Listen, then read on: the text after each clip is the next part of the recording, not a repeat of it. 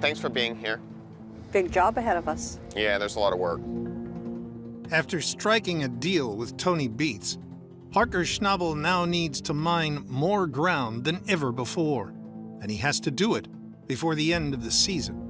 This spring is going to be what sets us up for, if we can get it done by the fall or not. So let's just give it our best and let's see if we can get her done.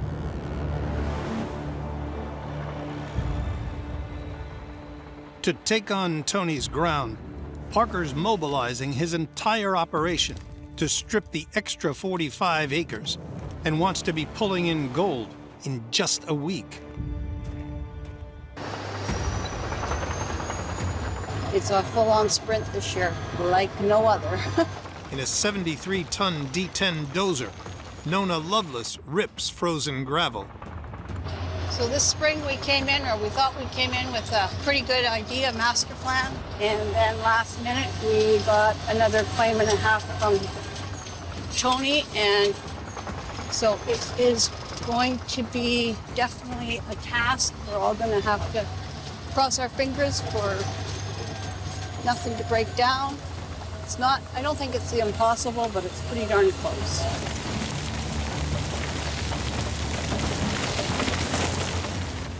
The amount of snow we've had this year, it's unreal. Tatiana Costa trucks frozen overburden to the waste pile. As long as there is snow in the ground, the ground won't thaw out, so we need to move the snow, and there's just so much snow, it's just taken us a lot longer than we were hoping. I don't know if I've ever seen this much snow in my life. Let's make it happen. Parker leads from the front in his 73-ton D10 dozer. Let's mine some gold.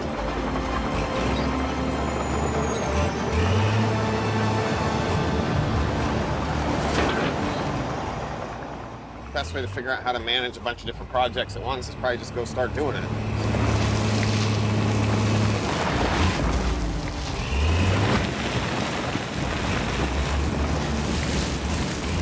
My grandpa back in the 40s and 50s, he managed a whole bunch of different logging camps all over Alaska, and hell, they didn't have internet or sat phones or anything, so I don't know how he did it. Parker already has 45 acres of ground to mine at the airstrip. By adding Tony's 45, he's now up to 90 acres. 50% more than he mined last year. If he can get through it all, he could beat last season's $15 million total.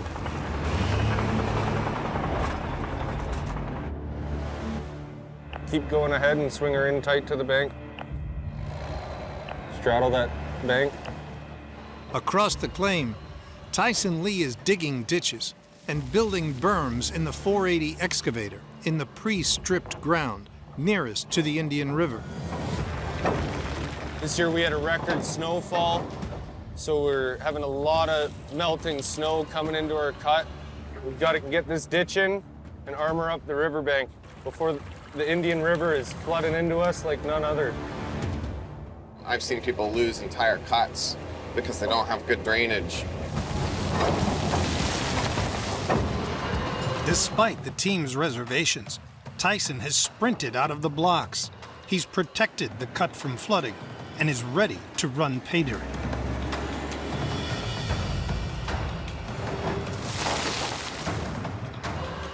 Hey, Tater Tot, that's the first load of pay going to Big Red, so got a lot of rock to wash this year and a lot of mud to move, so let's make her count. Woohoo! Let madness begin. Now it's on Mitch to get the plant fired up. It's going to be a crazy challenge to try and get through all this dirt this year. And the only way we're going to get it is if we do it right. And even doing everything right, I still don't know if we're going to get through it all. There's going to be so much pressure on sluicing, which means that these wash plants have to run flawless. You about ready to fire up? Yeah, we just got to throw some water at it. Hopefully all that works. All right. And then see if she remembers how to shake.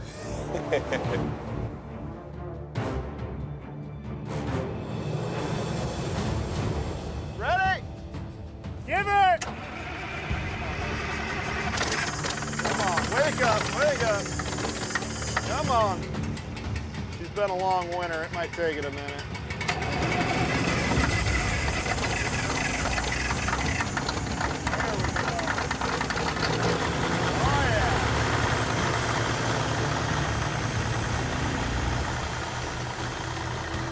But right now we've got our water pump fired up. We're just gonna let it warm up here, but it's sending water up to Big Red. Well, we'll start the shaker, fire up the feed bin. As long as all that's working and happy, we can start putting this dirt in there and start turning it into gold. You ready? Here we go. Come on, baby. For Parker to hit his target on the airstrip, Big Red will need to sluice 24/7 for its longest season ever. You know, for this wash plant to sit up here through a Yukon winter, got her fired right back up here, and we're back to washing rocks. And you look around here, you know, we're the only ones, as far as I can see, doing it. So that just tells you we're off to an early start, because everybody knows if you're gonna make any money up here, this is the only way to do it. All right, Chris. You want to see how we started out? Yeah, what you got? Mitch? Let's see it. Looky, baby. What'd we do? It's your machine, Big Red. You It ready? takes everybody, man. It's your machine. After running for 4 days, the team is eager to see how the new Tony Beets claim pays out. All right, 20, 40, 60, 70. Come on, keep going. 80, we're gonna break 100. We're going. 100. We're going. 110, 120. 137.8. Worth over $240,000. Not bad for a first Not run. bad, yeah. And you gotta think about how early it is, and it was thawed. Yeah. So all I can say is, thanks, Tony. Thanks, Tony. Yeah. It should be a busy place down here this year if we get through all that ground. Yeah. Especially once you get Slucifer going, this place gets hopping. Keep up the good work. Thanks, guys. Thanks for coming back this year, too. Chris? I heard my voice. I heard my name. Thanks. Yes, Lord. Thanks for coming back this year. Oh, well, thanks for the invite. Yeah. It's good to have the gang back together. It is. Things seem solid and equipment's running good, and we've got gold on the scale, and yeah. Knock on wood. It's all downhill from here, right? We want to get this cut down and done well within the next week. All this stuff is nice to work right now that's frozen, but the moment it starts to thaw, it makes it a lot harder and more expensive to work it. The Beets family, led by son Mike, are throwing everything they've got into stripping the cold cut of 700,000 tons of dirt in the hopes of hitting Paradise Hill's infamous White Channel pay in less than a week. If we don't get this cut done in the time allotted, sucks to be us. We're just gonna have to work harder.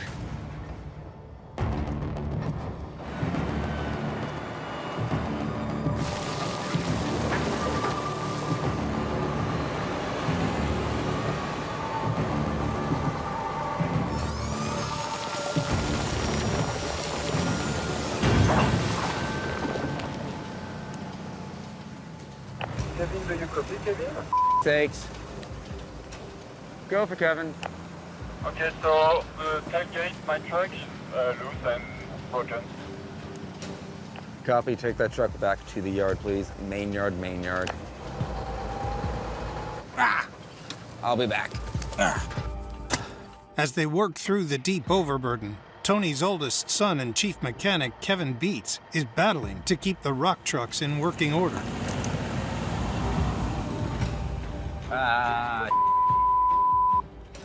There are several bolts missing from this machine, which are kind of important. I'm not supposed to do that.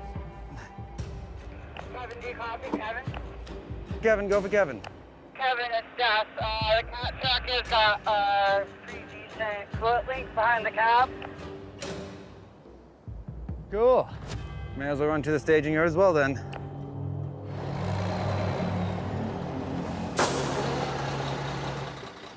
Oh, that's not good.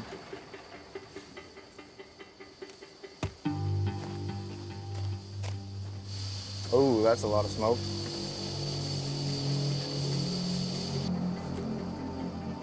Hey, Kevin, copy Kevin. Go for Kevin. Yeah, I just blew her Right up here in the cut.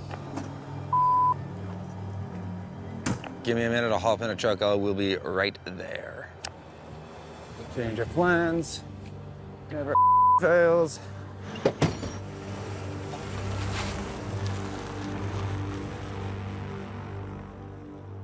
Okay, let's have a look-see. I'm good.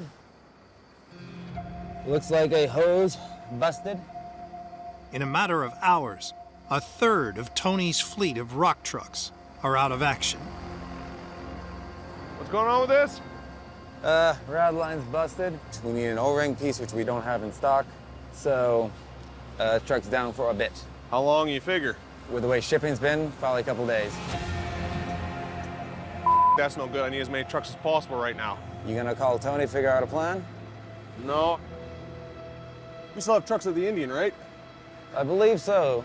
Only take me a day to slip into the Indian and go grab the truck.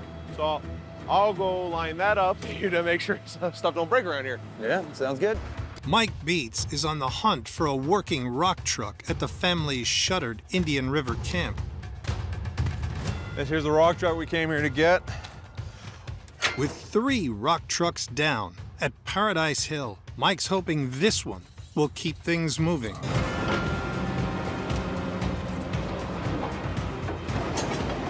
As long as that trommel's not spinning, all we're doing is spending money and getting nothing.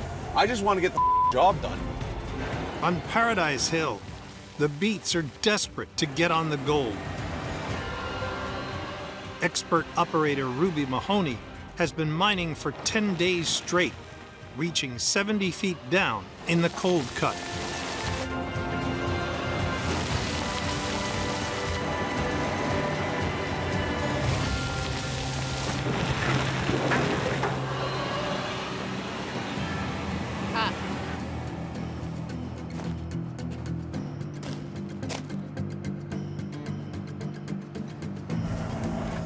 Mike, you got a copy, Mike? Yeah, go ahead, Ruby. Do you mind coming over here for a minute? Okay, I'll be over there in a second.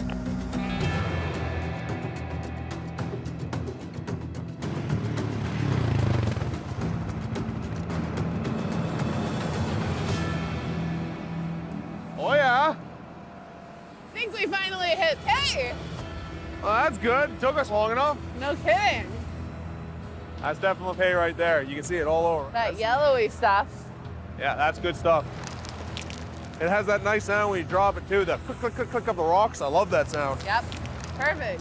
Which means we can start sluicing soon. And we'll have a massive cut to work from.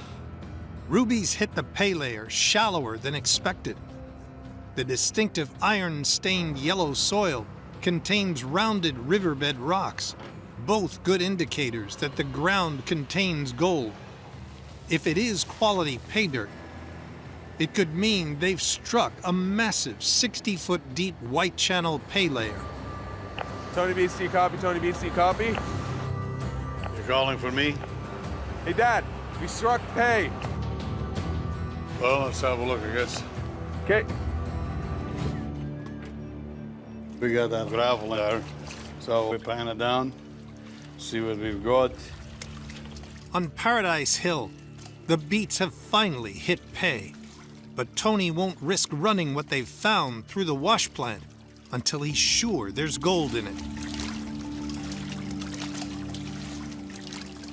You gotta remember, you gotta get at least an ounce for every 100, and that's not even that great. In the olden days, they get way more than that. But if we can get an ounce for every 100, I'm pretty happy. Let me put it this way, if I need my glasses, we're not sluicing it. That ain't happening. So there's one lousy piece in there, and that's just about it. Tony's banking on the cold cut delivering big if he's to hit his 5,000-ounce target.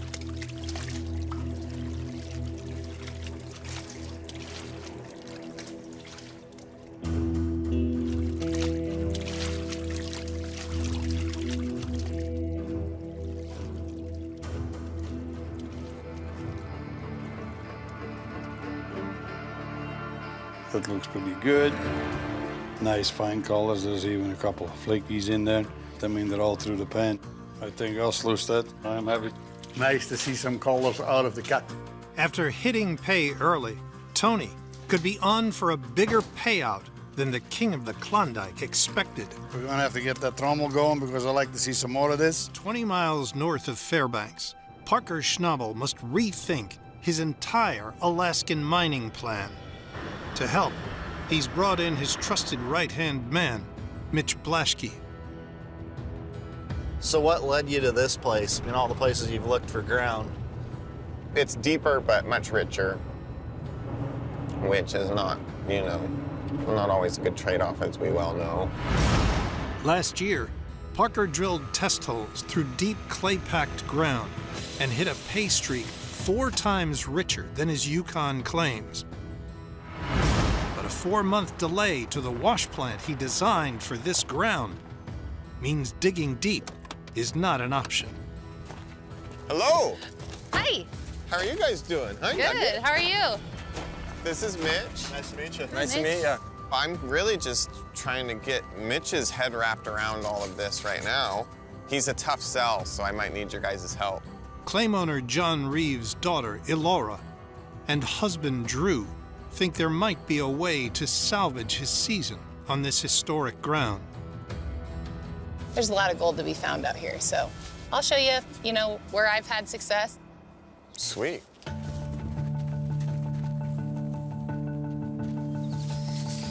What do you got over here? Old dredge buckets?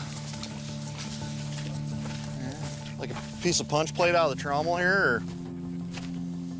And this almost looks like an old Oh, yeah. section of trommel screen. I wonder. That seems really small, Leading though. edge. Well, that's what I'm thinking, right? Yeah, I mean, we're running 1/2-inch bottom deck on Big Red. This is a lot tighter than that, obviously. Yeah. The more we know about what they did and how they did it, I think the more it's gonna help us out. Yeah, for sure. And it means any gold bigger than that, they left behind for y'all. Exactly. Yeah. Elora leads them further into the claim to prospect an area first mined in the early 1900s. Nothing in that one. This would be all drift tailings, right? Yep. All of this area is drift tailings, and we've punched several holes. And just because you don't find gold in one pan doesn't mean you won't in the next. We're used to not finding gold panning. It's easy to do. Right? So all of this was brought up through shafts. Yeah, before the dredges came through, they drift mined this whole area. So there's a layer where there's gonna be gold. So they would channel down, Yep. get Yeah. underneath, get down to the pay layer. They'd have and a then shaft. Go in there and Exactly. clear it out. Yeah. The old timers excavated shafts through concrete like permafrost up to 100 feet deep until hitting pay dirt above bedrock. Then they drift mined horizontally and hauled out the seam of gold back to the surface, where they washed the pay dirt through primitive sluice boxes, leaving some of the gold in their tailings. They left some in this. This would be pretty easy pickings. It's sitting up here on the top, but Yeah, so this would have been put here 100 years ago and just ran through some super crude sluice box. yeah. All right, Elora, it's your turn to show us where the gold is. I'm not getting the job done. All right, you can see that pile over there. A lot of times with tailings, if you see birch trees growing out of it, they've got roots, there's gravel, there could be gold. Go find it, Nugget. This is our spot. Mitch, you want to give it a go? There we go. Let's see what's in it. All right. If the old timers have left gold behind in the tailings, it could be a game changer. Quick and easy ground for Parker to mine when his wash plant finally arrives. It's good. I think you're going to want to see this. See, this is why I get so frustrated with panning, is I just like pan duds all over the place. Well, you're going to want to definitely take a look at this. It's already peeking on the side. This is like the best pan I've ever panned. Oh, yeah. That's insane. Yeah, there's some gold there. That's very good. Like, I'm shook. Not only have the old-timers left them fine gold, their sluices missed sizable chunks that Parker can mine right away with any wash plant. That's wild. There's a start. We're on the board, Mitch. Well, that's an awesome pan. If we're gonna be mining here, we're gonna have to move all this stuff anyway. So it only makes sense to slam it through a plant. Yeah, I like it. I mean, if you can sluice it, you don't have to strip it. I feel really confident that we can have a successful season out here. Yeah.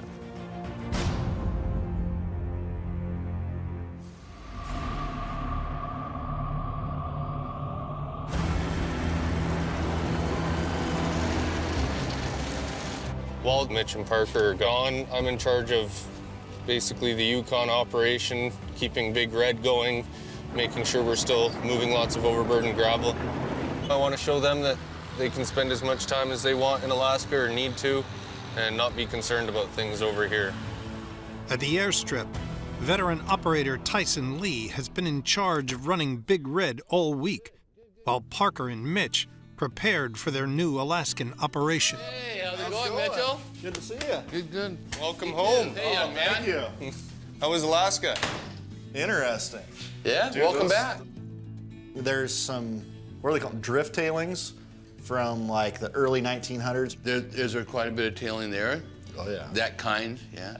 I bet all of 50,000 yards anyway. Really? Yeah. But the tailings, I mean, they're already piled, right? I mean, you're not removing overburden. Yeah, there's no stripping. We have to show John that we're serious about mining over there. We have to go get some dirt moved and pay him some royalties, or else he's gonna just boot us out of there. We did move some dirt while you guys were gone. Yeah. So that's good. Things went pretty good. We got some gold away. Good. Yeah. Okay, Tyson, here's your week, buddy. Big Red right there, man. That's yours. Ready? Oh, yeah. Parker expects Big Red at the airstrip to produce around 1.8 ounces per hour. This week, it ran for 90 hours, so should deliver around 160 ounces. 60, 70, 90, 100, 130, Keep going. 190, 200, 224.35. That's Nice. not bad. Not bad. Nicely done. Worth $400,000.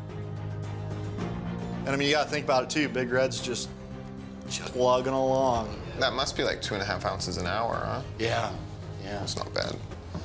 I'm glad you guys had a successful trip, and a safe trip. More importantly, I'm glad this place is running good. Yeah.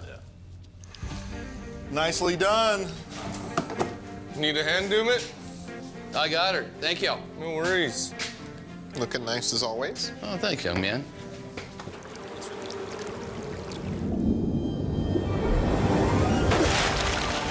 Oh, there she goes. Bingo. Yeah, can't have water. As you can see, we got a full pipe of water, meaning all the ice has been blown out. How's that look? Beautiful. So we're all ready to fire up? Yeah, everything up top should be good and go. Makes my wife happy to get the wash plant going. The girl is a lot easier to handle when I bring in money instead of taking it all out. Okay, 3, 2, 1, boom.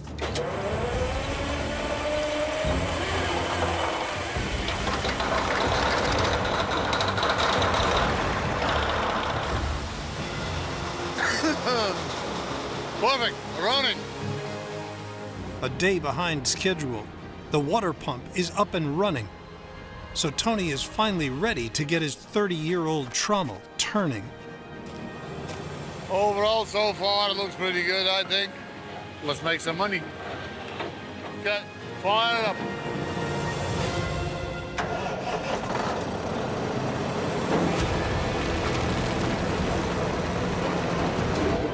Good for Tony. Okay, open it up, Cody. Water. Mike, sluice box, everything going? Okay, feed it, Mike. Fire the feeder. Hey, Mike. Feed up. After 2 weeks mining, Tony's finally running the Cold Cuts gold-rich White Channel pay. the first step on the long road to his 5,000-ounce goal. Oh, it's always good to get back up and going. Hey, Mike, how high do you got the feeder?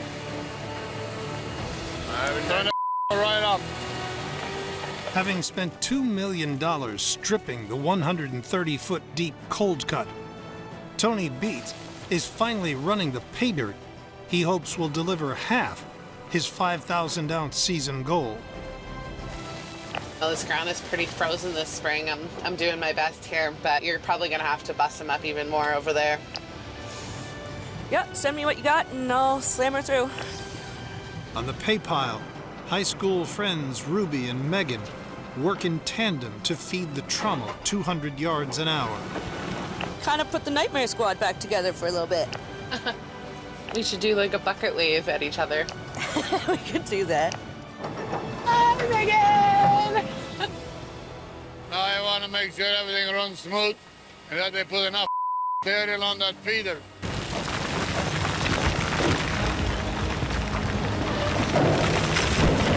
Holy Ruby, do you look at that thing going up the belt? Pay attention to them, would you please? They've got to learn how to feed it, because if I catch them like that too often, they're off the hole. You got to sort it before you do it. They got no time for that crap. You got a second jump? I mean, what in the does it take?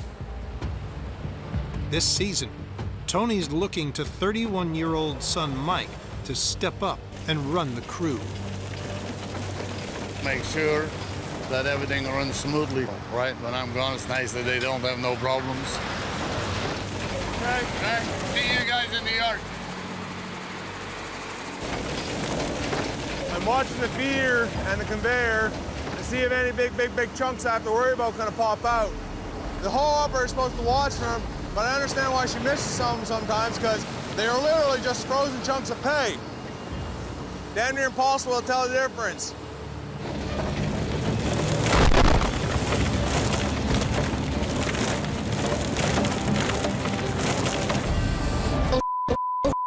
Watch out!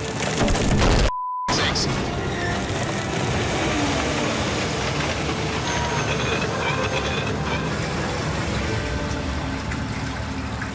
At Paradise Hill, Tony's left his sons in charge of running the trommel, but a chunk of frozen pay dirt has jammed the top of the feed conveyor, forcing Mike to shut down. She's got to watch a little bit more careful for them.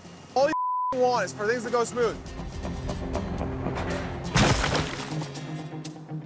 At the other end of the conveyor, the frozen pay has clogged the hopper feeder. It's a shame I don't smoke anymore. I really want to do it right now. Ugh.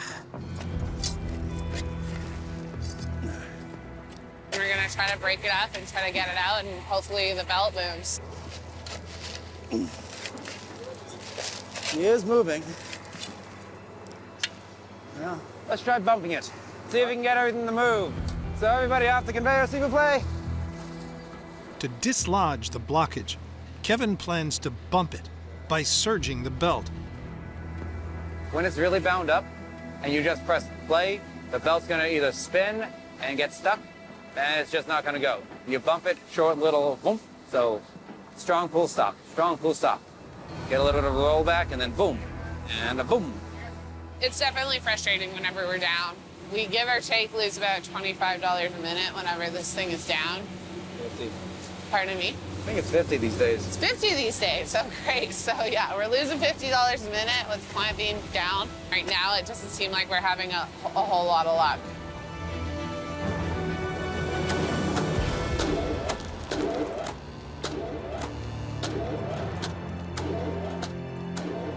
Yeah, there we go. Come on. Get going.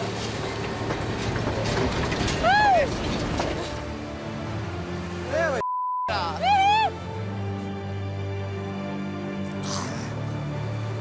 There we go. Throw it off. Good. All right.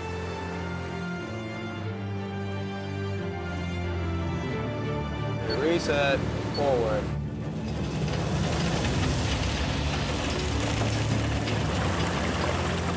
Mike and Kevin have got the wash plant back up and running.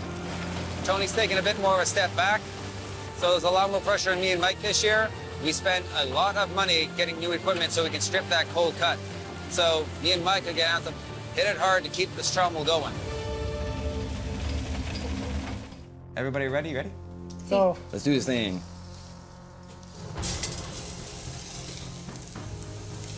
5, 10, 15, 20, 25, 30, 35, 40, 50, 55, 60, 65, 70, 75, 80, 85, 90, 95.3. for 3 days, eh? That's not too bad for 3 days. Yeah, we could work with that. Worth over $170,000. 27-year-old mine boss Parker Schnabel is facing the toughest season of his life. In the Klondike, he's chasing a 10,000-ounce, $18 million payday that comes with an expiration date. Because our license is expiring, we have a very real deadline here where this all has to be done. We got started sluicing early, and that's super important this year. Like, it's a big year of sluicing, more than ever before. The big push right now is keep plants running and the stripping crew stay out ahead of them. Parker needs the Klondike to start paying out big right away. In just a few short weeks, he plans to open another claim in Alaska, a move that'll stretch him to the limit, but could deliver a massive payday. Every year we're pushing it, but this year there's no wiggle room in it, so we can't afford anything that keeps us down for too long. Parker's original 45 acres of ground on the airstrip has doubled to 90 since his deal with Tony Beets. The first section to be mined is the 14-acre Keyhole Cut, where Parker's crew are already down to pay and sluicing the gold-rich material through Big Red at 200 yards an hour. Let's get some gold.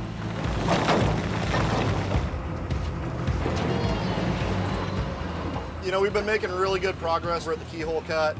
Right now, while I'm loading trucks, Justin's up running the wash plant while Tyson's trying to send some pay dirt up to Big Red so we can keep it running.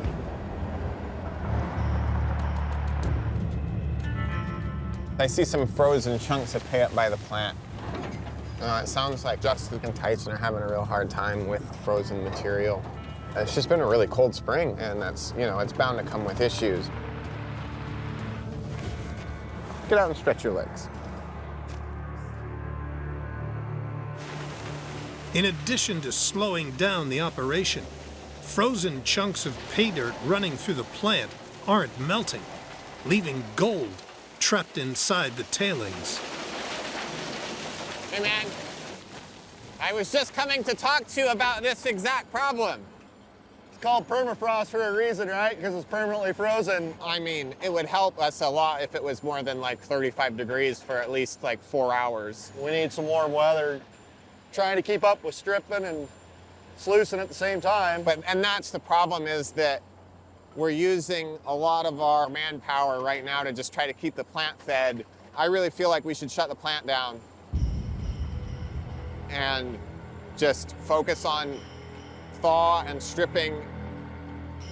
But the thing is, with this much area, if we shut the plant down, I don't know if we'll be able to get through it all by the end of the year. But we're just gonna fight it all season if we don't put our foot on the brakes with the sluicing and focus on our stripping, you know?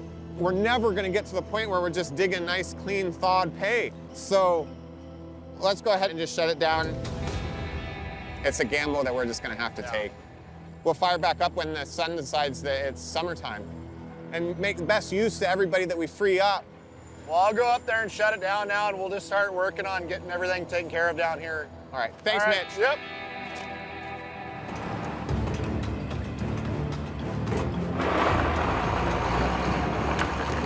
This gold mining gets in your veins, gets in your blood. Office manager Nona Lovelace uses the 73-ton D10 dozer to rip through the permafrost. I started operating, my dad was teaching me on equipment when I was about 12 or 14. And then 4 years ago, I got this opportunity to come and work for Parker, and I jumped on it because I love mining. Some of this material was permafrost, and that stuff to rip is a real challenge.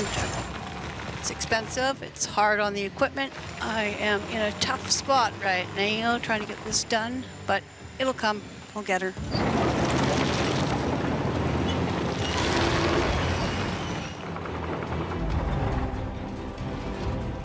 I got this done, and now we can get back on track and try to get Big Red fired up, and we are running out of time.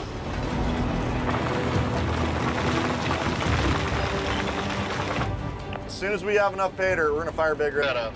We can get ahead of it a little bit. Hopefully Mother Nature works with us. We can get this thing rolling again. The Yukon and Mother Nature working with us don't belong in the same sentence. With Nona and her dozer back in the game, the crew can rip for the next 24 hours straight.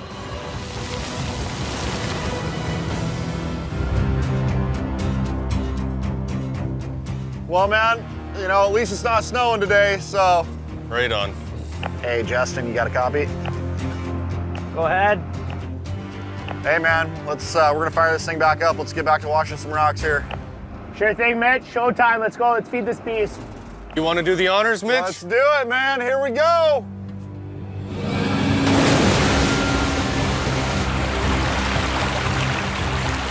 Yeah! Here we go. Give it, Justin. Let's do it. There it is. Big Red's back running. Hopefully we got a lot of gold in that sluice box at the end of the week here.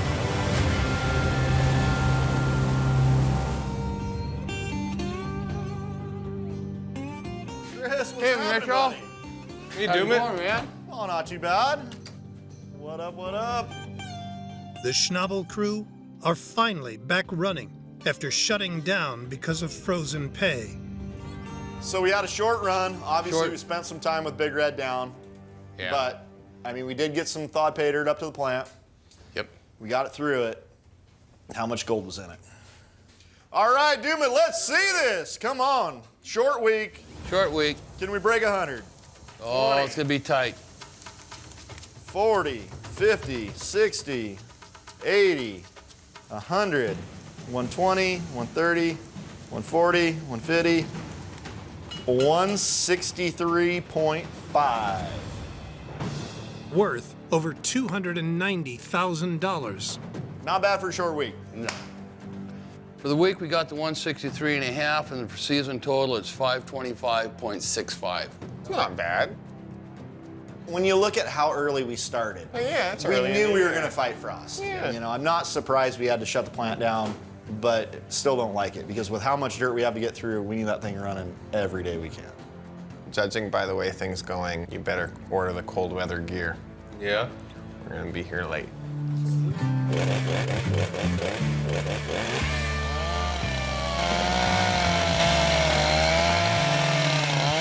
You're really gonna treat your poor chainsaw like that? It's ice. As long as there's no rocks in here, I'll be okay. Far from the big Klondike mining operations, ex-Green Beret medic Fred Lewis is battling 30 feet of ice that's holding his pay dirt hostage. We're using our pumps, spraying water onto this ice to melt it faster, but everything we've done to this point really hasn't done much to dent it. If we were to wait for this to melt, it may not even melt the whole year. You know, I promised my guys a 500-ounce season. We need to be mining now. Only a few hundred yards away, the Clayton Brothers are also chasing the dream. 23-year-old Brandon, one of the youngest mine bosses in the Yukon. Hey, Brady. And his 20-year-old brother, Yeah, I got a map of our claims here. Are hunting for untouched virgin ground. Let's go see if we can put a mining plan together for the season. Brady has a hockey scholarship, but is dedicating his summer vacation to helping the family get back on its feet. I think if we have any shot in getting to our 500-ounce season goal, we got to find some good ground and quick. The source of the California Creek gold is the 60-mile Pica Fault. Over thousands of years, flowing water eroded gold from the fault, taking it downstream. Last season, the Claytons mined out the junction of two creeks where the water current slowed, allowing the heavy gold to sink and be caught by natural riffles. Working on the same theory, Brady's identified another junction half a mile downstream where he's hoping the same process has deposited more gold and will deliver a monster payday.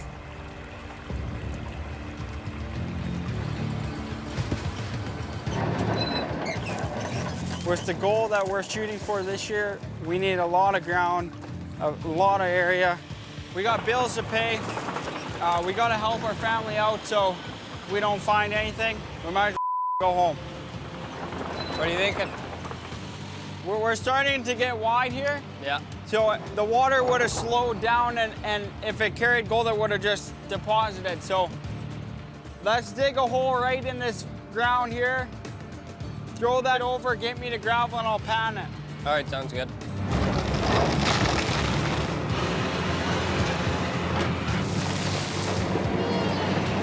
This is kind of do or die for not even our season, but for our family. Okay, Brady, I'm gonna get in that hole and grab some gravel here. All right, sounds good.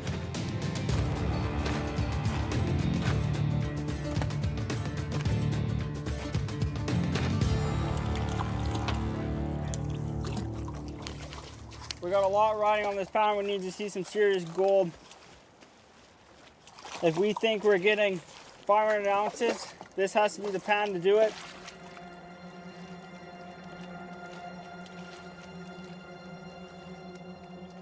Holy dude, look at this.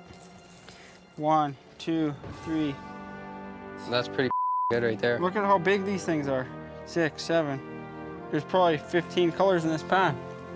Yeah, it's pretty good. Wow. If this pan represents this whole claim, we're set.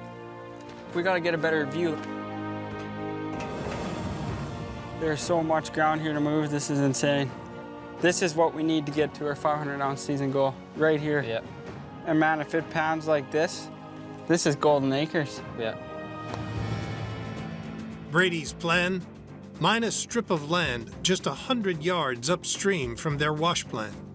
He's hoping there's just enough gold in the ground to finance their road and get them to a gold bonanza at Golden Acres. Pretty exciting. You know, we're gonna start running our first bit of dirt this season. I'm gonna take the top gravels off, and it's about 10 feet deep. We'll take the bottom 5. So then we're not diluting our pastry.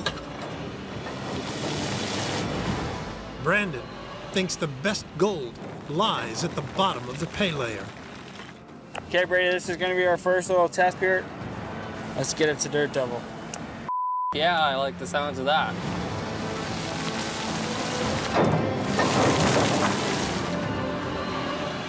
It feels good to be back in the machine.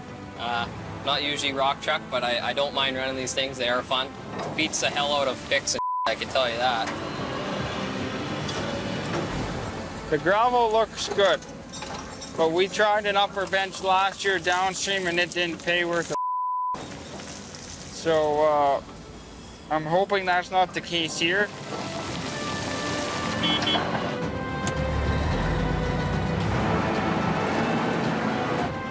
Yeah, I'm definitely depending on this. If this doesn't pan out like how I want it, I don't know what the is next.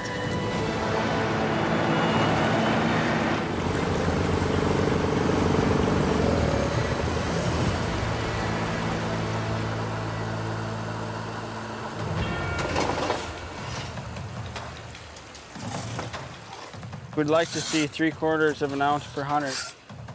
We can do half ounce 100, but it would make things tight. Can't see anything yet. They need to find at least an ounce of gold to prove the ground is rich enough to finance their road to Golden Acres. Well, there is gold in there. Brady, we're seeing gold after the first fail, so that's a start. Yeah, it's coming. Okay, boys, this is the moment of truth. Let's see what we got. Just put it on the scale and see what it tells us. To prove the ground is rich enough to finance the road to Golden Acres, Brandon needs at least an ounce of gold. 0.3 of an ounce. Worth less than $600. Instead of providing the $50,000 he needs, Brandon would end up losing money running this low-grade pay. And we need not even a half ounce. It kind of looked like an ounce. It did, yeah. Closer to an ounce, but. Well, we know that's not gonna work, is it? Nope. That sucks. Kind of a kick in the. That's not gonna work for the season, so. 200 yards for 0.3 of an ounce. Tough. Well, back to the drawing board.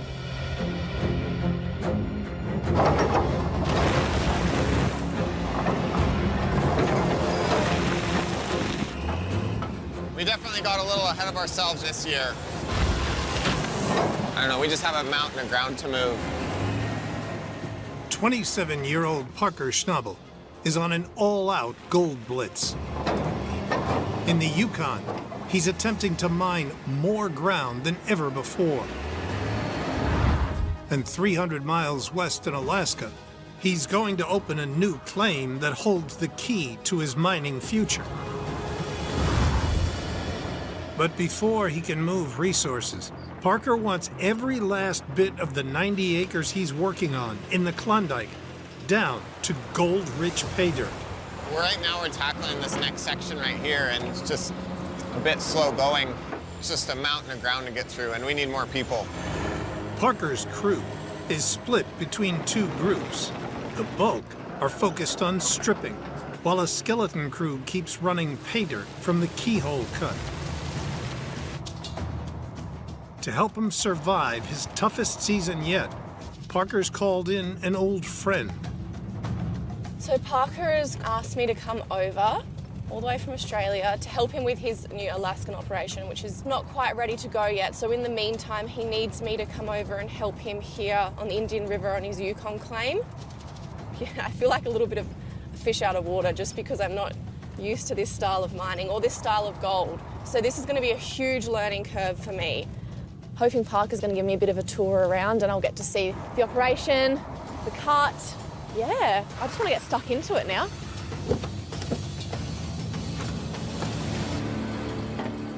Crash course over. Give her. Hope nobody's in front of you. Tyler lines up her truck to get loaded with gold-rich pay. I think the thing I'm most worried about is rolling a rock truck, and that's so embarrassing. I've done it. I don't want to do it. That's me. Go. Okay. In the old days, we used to fire truck drivers if they weren't in drive with their foot on the brake when the horn went off. What? Yeah. So I would have just lost my job. Yep. How do you feel? I feel better. Yeah, you're good? Yeah, I Can appreciate you go on your own? Yeah. All right. You want to drop me off at my truck? Yeah. Is here okay? I mean, you can pull up, like, at least beside my truck. Good luck. Thanks for that. No worries. Have fun. Be safe. I will. Keep your seatbelts on. Alrighty. Yep. Drop the arm. This is the hydraulics. Yep. Okay. Left, right. Here's your forward and reverse. Oh, okay. Just take a buzz around. Don't overthink it. Okay, I'll try and keep calm. I'm a bit nervous.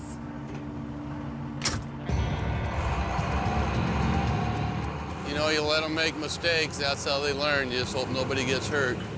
Never driven a load like this before, but it's not too different. Over here. We're over here. I keep going to grab the wheel with my right hand, and then I remember I'm using these bloody hydraulics. Okay, Tyler, why don't you go grab a load of pay, and we'll walk you up that ramp. Make sure that you can do that comfortably. That's going to be the scary part. The thing I need to make sure I nail is getting a full bucket, because that's very embarrassing if I don't do that.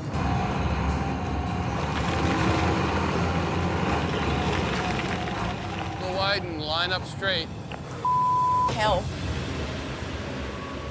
That is a steep ramp. You're going to start out looking over the top of the bucket, and then you're going to start looking under the bucket, so you have to raise it as you go.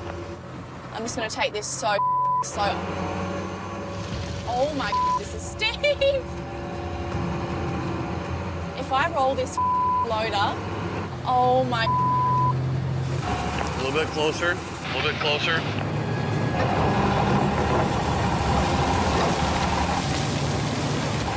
Well done, young lady. All right, so I'll keep going and you're going to head back to the gold room? Yeah, I'm going to run down there, and if you get in a pickle, call. Don't try to push through it, okay? Okay, I will. Thank you so much, Chris. Thanks, kiddo. I'm nervous. I don't feel super comfortable at the moment. Parker's flown me out from Australia to help, and this is what they need help with right now. So even if I'm nervous, I just got to get over it and get on with it. And hopefully I don't f*** it up.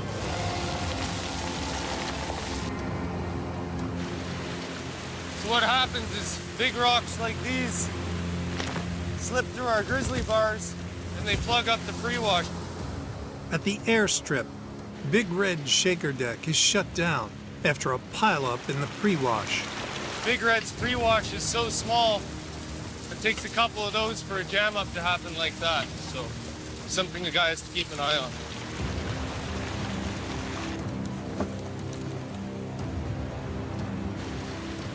The pileup is small, so Tyson can simply leave the pre-wash jets running to flush out the blockage. With the dirt cleared, Tyson fires up the shaker deck. Here we go.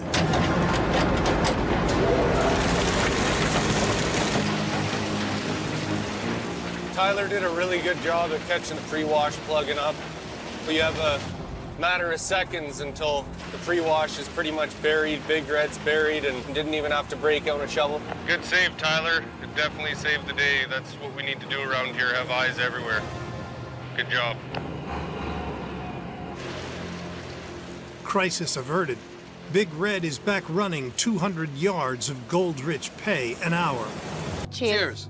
Welcome to the Yukon. Thank you so much. And thank you so much for all your help and advice. Oh, no worries. No, thank you for your help.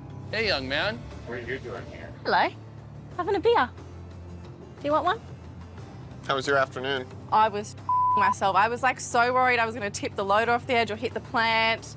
But you were a very good teacher. You helped a lot. The hardest people to teach are the people that keep saying, I know, I know, I know. Oh, they're the worst. Yeah, definitely. Yeah, I know. But it's good. Shall we go see what we got, Doomit? Sure. All right, Chris. How do we Alrighty. do? I'm going to pour it. You call it out, okay? Okay, cool. The keyhole cut has averaged 175 ounces a week. 70,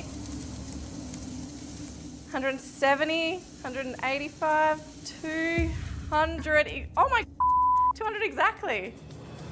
Well, that's because that's only part of it. Here is part B. That looks heavy, Doomit. Still holding It's on heavy. pretty tight. 100, 200, 210, 240, 248.95. 448.95. Yeah.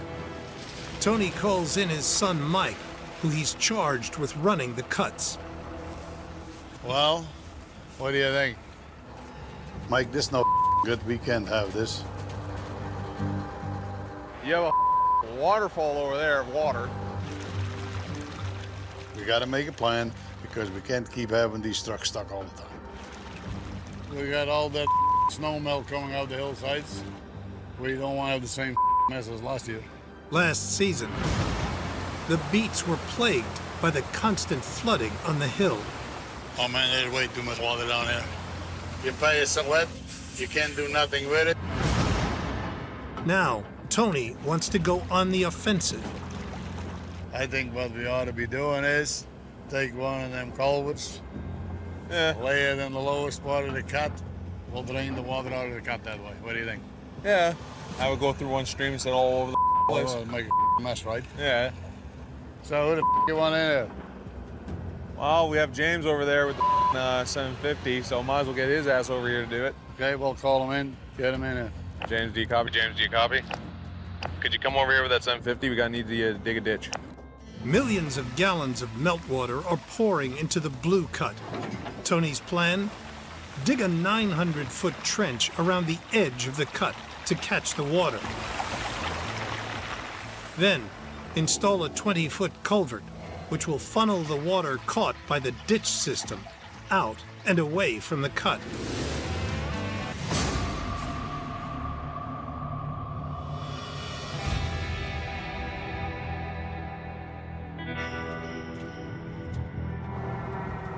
We still got the snow melting. We're gonna go and have a look over in the cut and see as to what we're up against. At Paradise Hill, Tony Beets is fighting a battle with snowmelt. After ditching and draining the blue cut, he's making a dawn inspection of the cold cut. Oh, well, there you go. Well, that's a mess. We will not be working here today by the looks of it. So I bet you what we're gonna end up doing, move everybody into the blue cut and still continue on. Like, we're not shutting down because of it. This way we can keep on going. You always in the mining business have plan B.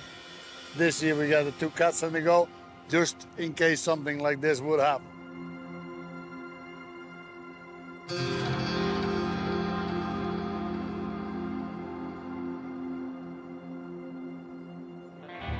Hey, James, do you copy? James, do you copy?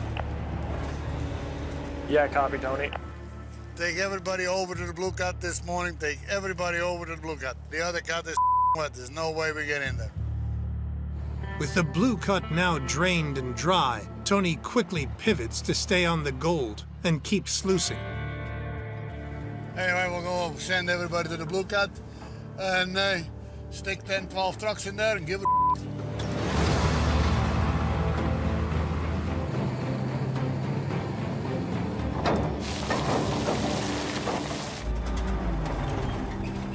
Well, there's an error code I've never seen before. Kevin, do you copy, Kevin? Go for Kevin. Yeah, I got an error code on the 750. It's a def pump error. Okay, I will be right on my way.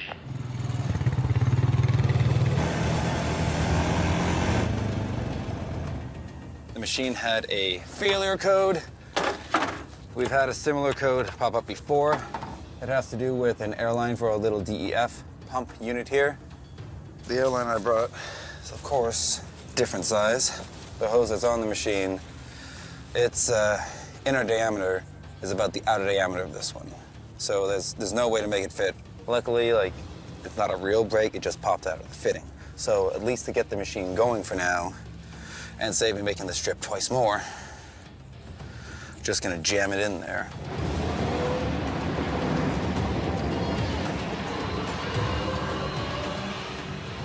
That quick fix worked. The 750 can get back to digging, keep the water out the cut, and yeah, keep everything on the move. 24 hours later, James has finally finished the trench above the cuts. Hey, Tony, do you copy, Tony? Yeah, go ahead. Yeah, I just finished this trench on top of the cold cut here, so should be done. Be right there, I'm on my way.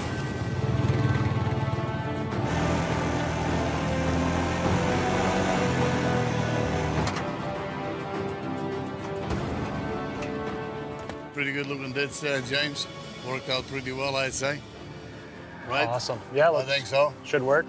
The 2,000-foot trench will allow the cold cut to dry out and save both the cold cut and the blue cut from further flooding. It's all done, so I think we should get back to get in the cut and load some more. gravel on. Sounds good to me. Let's do it, guys. Let's get at it.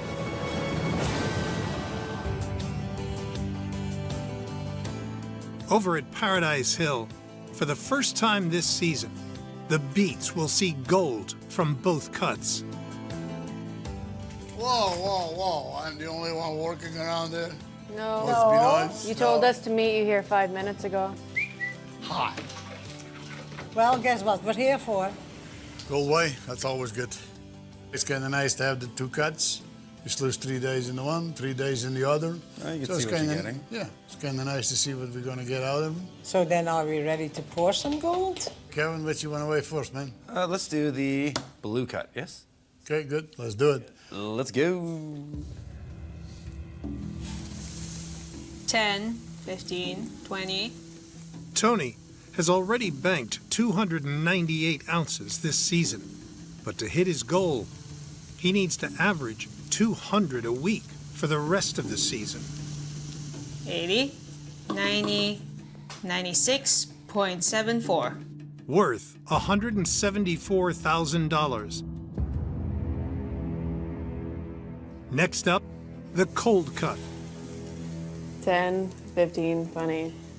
Tony needs a further 103 ounces of gold to hit his 200-ounce goal. 70, 80, 94.34. So about 190 ounces. Tony hasn't hit his target, but thanks to his double the cuts, double the gold plan, the Beets have still hauled in $344,000 worth of gold. I mean, with all the around we did and everything, we did okay. I don't know what you guys up to, but you probably should go back to work, eh? It's been nice seeing you. It'll be a pleasure. Come back with some more. Come back gold. with some more. Yep. More is better, right? Always is. Good.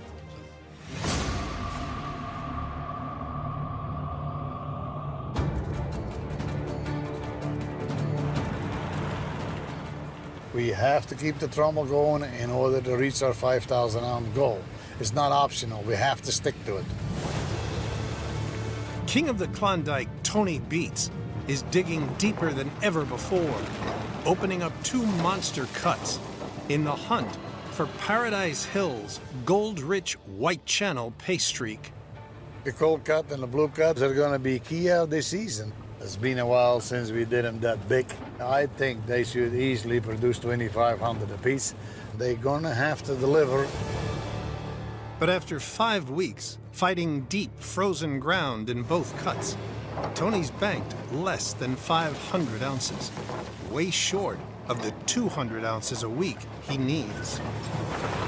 I'm going to be ripping in here for a good chunk of the day, probably a good chunk of tomorrow, because it's frozen pay is just a pain in the Tony's charged youngest son Mike with managing the cuts and bringing in the gold. Mike, he has a big responsibility this year. He has to have enough theory there in order to keep the sluice box going.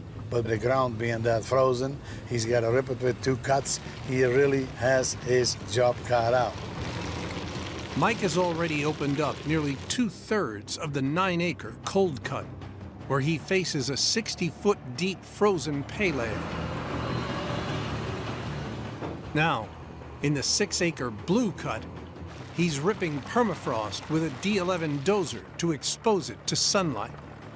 If it doesn't defrost in time, the stockpile of thawed pay dirt will run out, forcing them to shut down. Getting this all ripped up. Let's hope it all thaws out and we have a lot of pay ready to sluice then. The only other machine in Tony's arsenal powerful enough to dig through frozen pay, the $1.1 million 950 excavator. With the 950 being one of the biggest earth movers and the biggest one Tony has, it definitely is a lot of pressure. And I don't want to break it or break something with it because there'd be a lot of downtime. Mike's tasked James Rhino, a Beets crew veteran, with digging out the pay dirt to thaw at the pay pile. It's pretty frosty in here this morning. A lot of frozen ground in here. Dry crazy. Be nice to get a full bucket.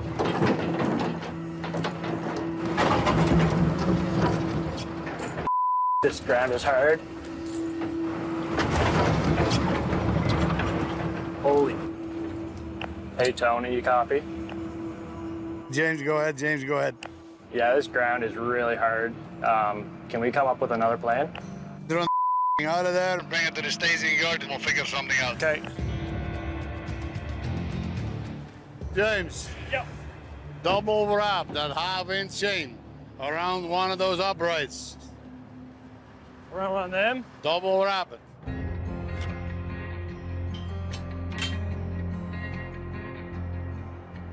Good. Hook it up, wrap it up. It's not going to work with the slip hook, is it? Oh, really? What if you double wrap it? It does.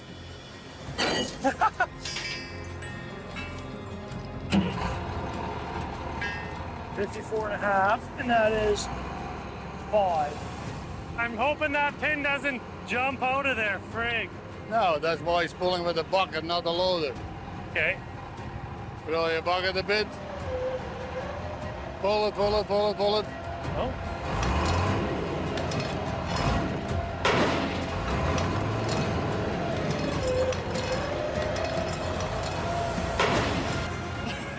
That went pretty nice. Sometimes you're gonna have to beat the out of it. And this time it's slid in nice and easy. It's all a matter of lining up, I guess. I was just explaining to the boys if they ever wonder why I like working with you. So he might be a gruff old knows what he's doing. Yeah. Anyway, good thing that boom is on, man. Slick, eh? Oh, yeah. Should be able to start getting full buckets for once. Well, then it'd be nice to see what it'll do. With the 950 back in the blue cut, My old girl, I got to get her back in the dirt. it should tear through the concrete, hard, frozen ground and keep the trommel fed with thawed pay dirt.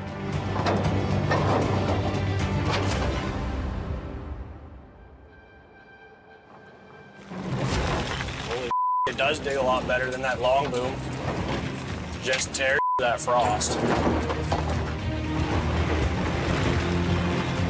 Nice full scoops. It actually picks the bucket up, so that's a nice change.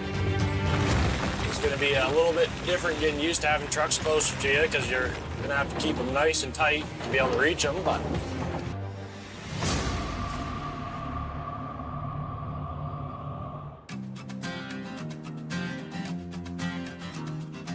Oh, my. Oh, you got the ugly face. After a week battling frozen ground, the Beets family gather to find out if their hard work has paid off. Hi, Faith. Oh, that's it. Took long enough. Sorry. Anyway, so another goal way. Yeah. Yep. So I guess what? They came out of both cuts. Both cuts. A lot of frost, though. Yeah, real hard too. Out 11, that rips that stuff nice, though, isn't it? Yeah. Well, if you didn't buy that last year, we'd be in big trouble this year. So, anything else exciting happened? Weirby was trying to squeeze by cousin Mike in a rock truck. Wasn't quite enough room. Well, I bet you felt just awful though. Oh, she did. Just. Oh. At least he cares. Oh, yeah. Hey, it could have been a lot worse. That was good. Oh, yeah. So, with that being said, we should probably pour some gold. Yeah. Yeah. Okay, let's do this thing, folks. Tony has less than 500 ounces in the bank and needs over 200 a week to hit his 5,000-ounce goal. 3, 2, 1, let's go! 15. 65. 75. 85. 120. 130. 140. 150. 160. 162.42. Worth nearly $300,000.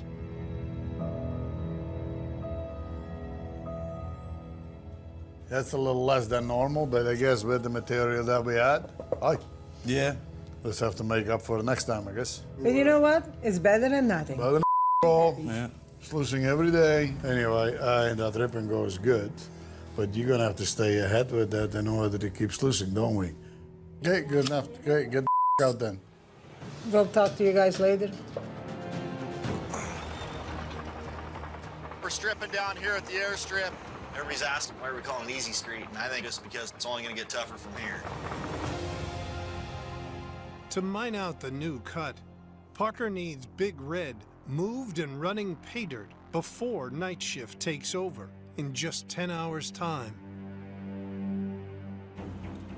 Hopefully we can nail these transitions. Like, we have so much ground to get through that, you know, smoothly transitioning from one pit to the next is going to be a critical part of this, and we have a lot of them to do.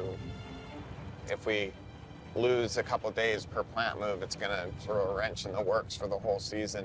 This is going to be on Tyson, getting Big Red moved from the setup it's in to the next one, because he needs to get comfortable doing it on his own, because Mitch is dealing with the stripping crew.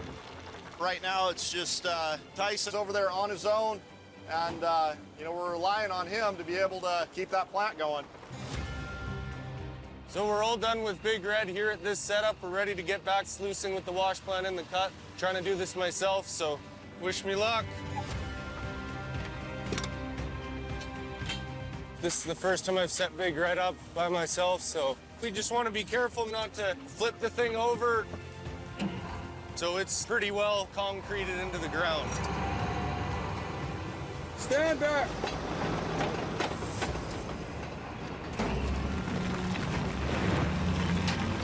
Yeah!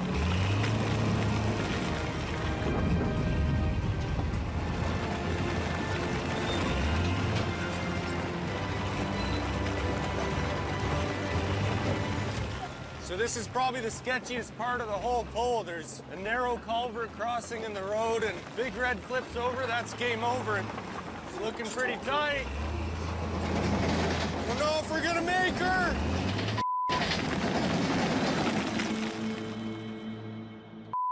That was tight.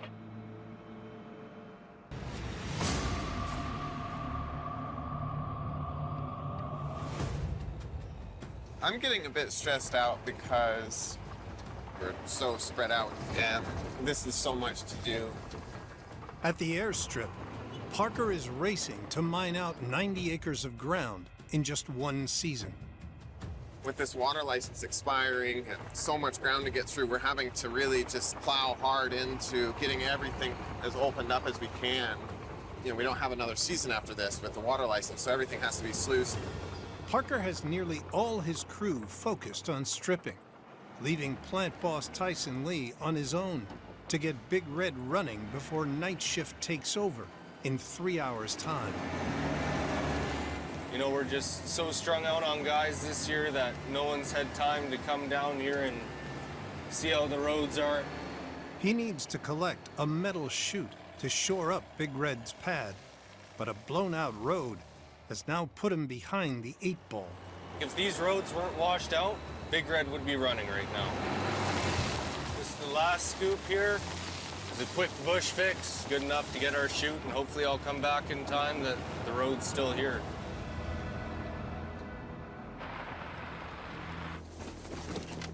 Hey, you know, Big Red's all set to go. First scoop of Easy Street going in. Hey, boys, showtime. Let's go. Let's do her.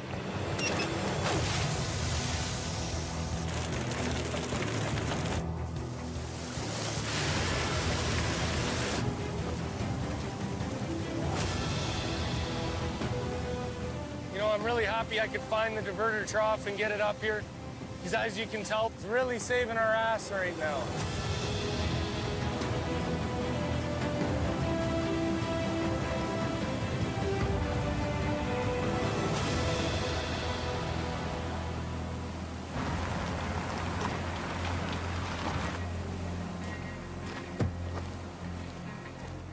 I just came down here to take a look at Big Red, see how she's running.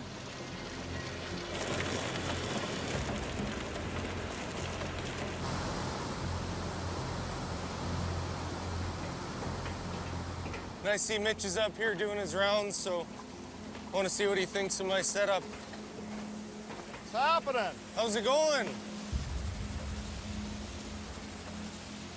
It's looking really good. How's our bank doing? The bank's holding up nice. Looks good. Good job, man. Thanks, Mitch. Big Red is back on the goal, The race is on to mine out the airstrip before the end of the season.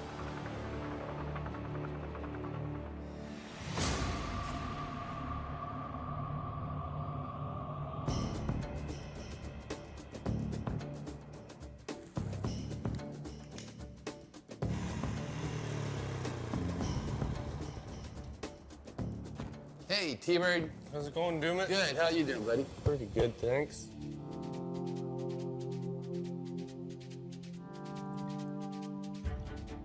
Well, we finished one, we started another. Thank you guys for getting that pit done, but it's one of many. Yeah. And Tyson, you got your first big experience there of moving Big Red. Moved Yeah. for his lots, but what do you think about Big Red? It's different. It's a lot easier getting it where you want it. It's kind of fun, like every move having to be spot on. You even had it pointing in the right direction the first time, huh? Yeah. Good for you, T. You want to see how the keyhole finished up? Let's do it. Why we're here, Doom it. We want to see some gold. Keyhole, right here. I'll take this one. All right, so this is the last sluicing Big Last Red did one. before he moved it. All right.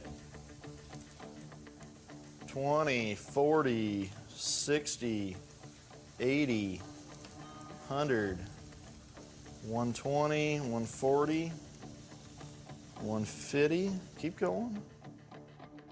174.05. Worth over $310,000. That's not bad. I mean, when you look at the amount of runtime it had. Exactly. So the big question, Chris, so that's 2 days of running at the keyhole cut, finishing that off, 174. Right. How did we do at Easy Street with 2 days of running? Well, there's not a lot of hours on this thing, right? Yeah. Here you go. Let's do Oh, it. no. 1, Tipped a long ways before anything came out. 20, Come 30, on. Oh, 35, come on, Chris. 38, 40, 55.8. Another $100,000. So for the week, it's 229.85. And for the season, we just broke 1,200, 1,204.45. That wasn't a bad week knowing we moved a wash plant in the middle. Yeah. Yeah. And what? Total of 4 days running, all this going on. I think we did okay. I think we did good. Yeah. We got a long way to go. All right, Chris. Thank you for that. Yep. See you Thanks next for all you week. do, man. Thanks, man. Thanks, Chris. Klondike legend Tony Beets is planning to mine more gold than ever before.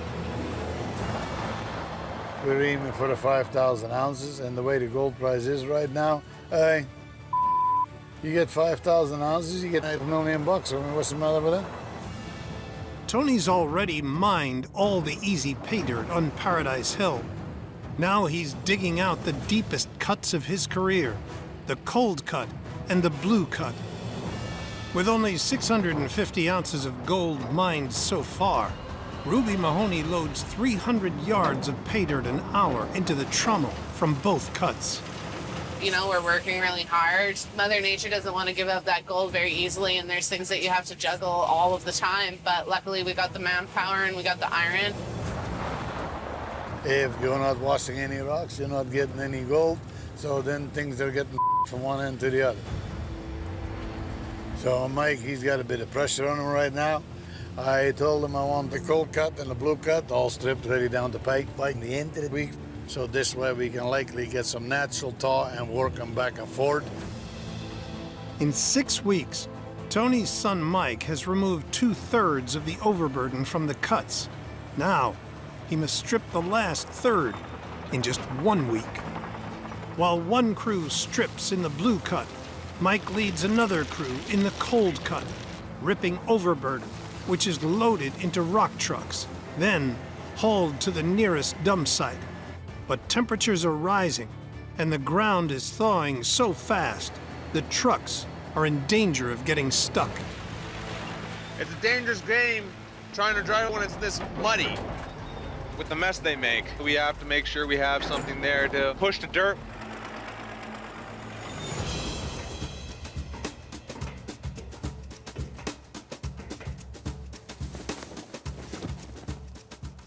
My name is Peter. I come from Friesland. I enjoy it a lot. See a lot of different things that we don't have at home. At the cold cut dump site, Yukon rookie Peter Akama is using a D6 dozer to move the thawed mud and keep the route clear for the rock trucks. Tony, yeah, he comes from the same country where I come from. Some people get really nervous of him. He yells all the time, so it doesn't matter for me if he yells at me. I'm used to that. It's not a bad guy to work for him.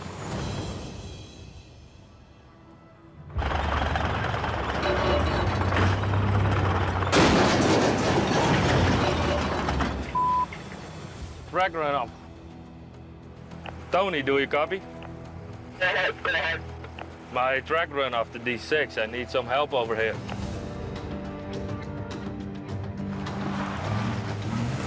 Nick, do you copy? Nick, do you copy? Yeah. Can you bring over that D10 so we can pull that 6 off the dump? The one with the truck. Rock truck drivers, the D6 is broken. You will be dumping another dump until we have it fixed. Until they can get the track back on the D6, the rock trucks will have to use a dump site on the other side of the claim, half a mile away. So now that the dump site has moved, the guys are ripping through the overburden faster than we can truck it out, because now we have a longer haul. So now it can just up the whole progress of everyone's situation right now.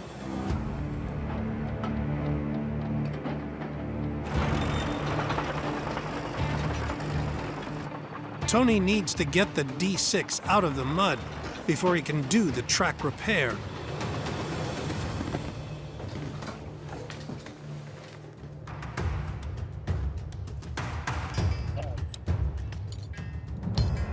Perfect. So we gotta get it fixed, get it back in the dump. Hey, get it out of there.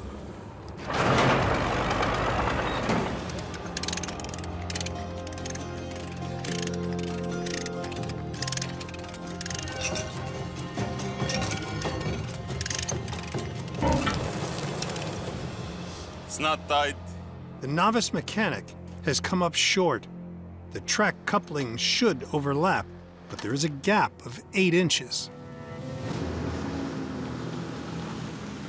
You can't connect to where it is. There's no way you're gonna use the cam-along to pull that track from here underneath all that weight. It's just not gonna happen. So, disconnect this, drop it down. Gonna fire up the catch, then we're gonna go in reverse. Yeah. But we're not gonna run that track. That'll cause this to spin back till we get it to, I'd say right about here. And then we'll slap together.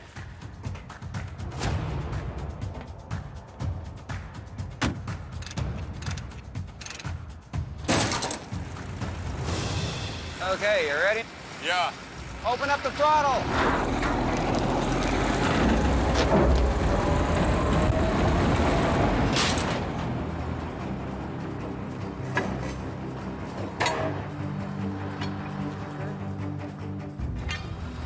Okay.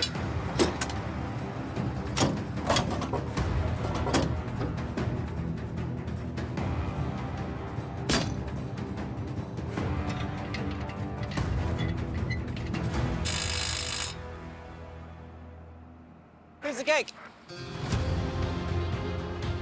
Okay, so track is on, it's all tightened up. The D6 is ready to head back out to the dump. We need it out there a little bad, so perfect. The D6 goes back to work at the dump site closest to the cuts, reopening the road for rock trucks to tip their overburden. We're throwing everything we can to get all this dirt moved. This section is almost pretty much done. The D6 is fixed. Shoulder dump is now open again. Now we can haul more dirt out a lot faster. Had a bit of a hiccup, but we got it here in the end. All in all, everything going quite nicely here.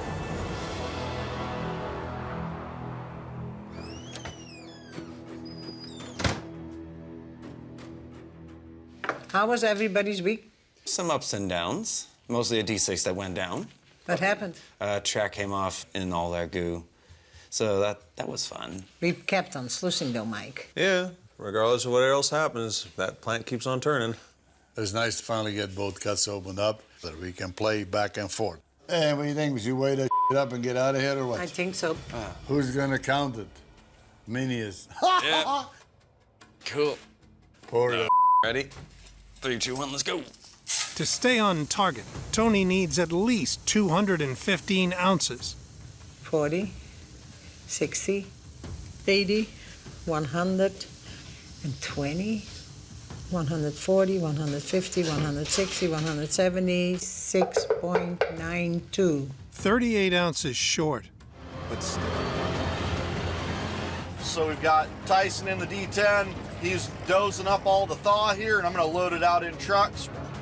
Once we get to the pay, hopefully it'll thaw out pretty quick.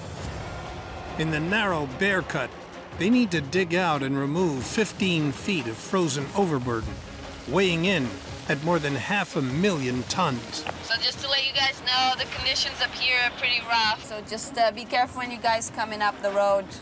Thank you, ma'am. Joining the rock truck crew is Yukon rookie Tyler Money. What is that beeping? I don't know what that means. Hey, Tyler, my girl, you got a copy? Copy. How's it going, girl? Hello. Yes, everything's going okay. I'm slowly getting there, I think. If you need anything, just radio me, and yeah, if you don't, I'll see you back at camp, maybe for some spicy margaritas. Sounds like a plan. Thanks, Tatiana. The mud in this spot is just so thick. It's been a tough last few days. Oh, what was that?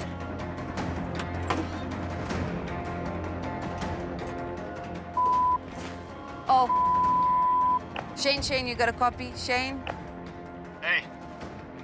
My tire just literally blew. So I need you to come and help me right away.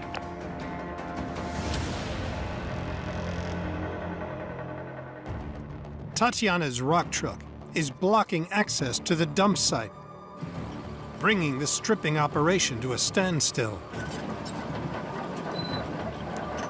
Operator Shane Gallup tries to help free Tatiana's truck without doing any more damage.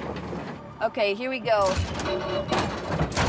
Just let me know if you want me to reverse.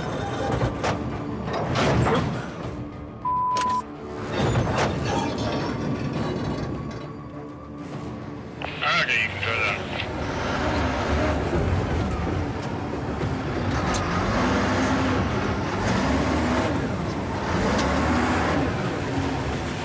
Yeah, I'm feeling a bit on the edge right now. Should I just go all the other way? Yeah, just go right into that ditch there and get around some dry stuff there. I'm literally sweating, so I'm gonna stop it here, and hopefully this is a good spot for the mechanics. The ramp clear, the other trucks get back to dumping overburden, while Mitch's crew get to work changing the tire. This isn't just changing your car tire here. This is heavy, it's big. We've got to use a crane, we've got to have an excavator over here. A lot involved to get this done. So as fast as we can get her back on track, the better off we're gonna be. I'll bring the 480 over, we'll lift it up. Let's just NASCAR this thing. The 6-foot tire weighs in at over 1,200 pounds and costs $4,500. She moving? She's gonna take a little persuasion, I'm thinking. Let's just give it a whack. Yeah. There we go, there we go. There she be. There it is right there. Wow, man, that's crazy. We haven't seen one like that, I don't think probably ever. We're looking pretty good on our lineup here. Down just a little bit more. There it is, we're close. That's what we want to see right there. So we've got the wheel started on the hub. We're gonna throw some nuts on the studs here.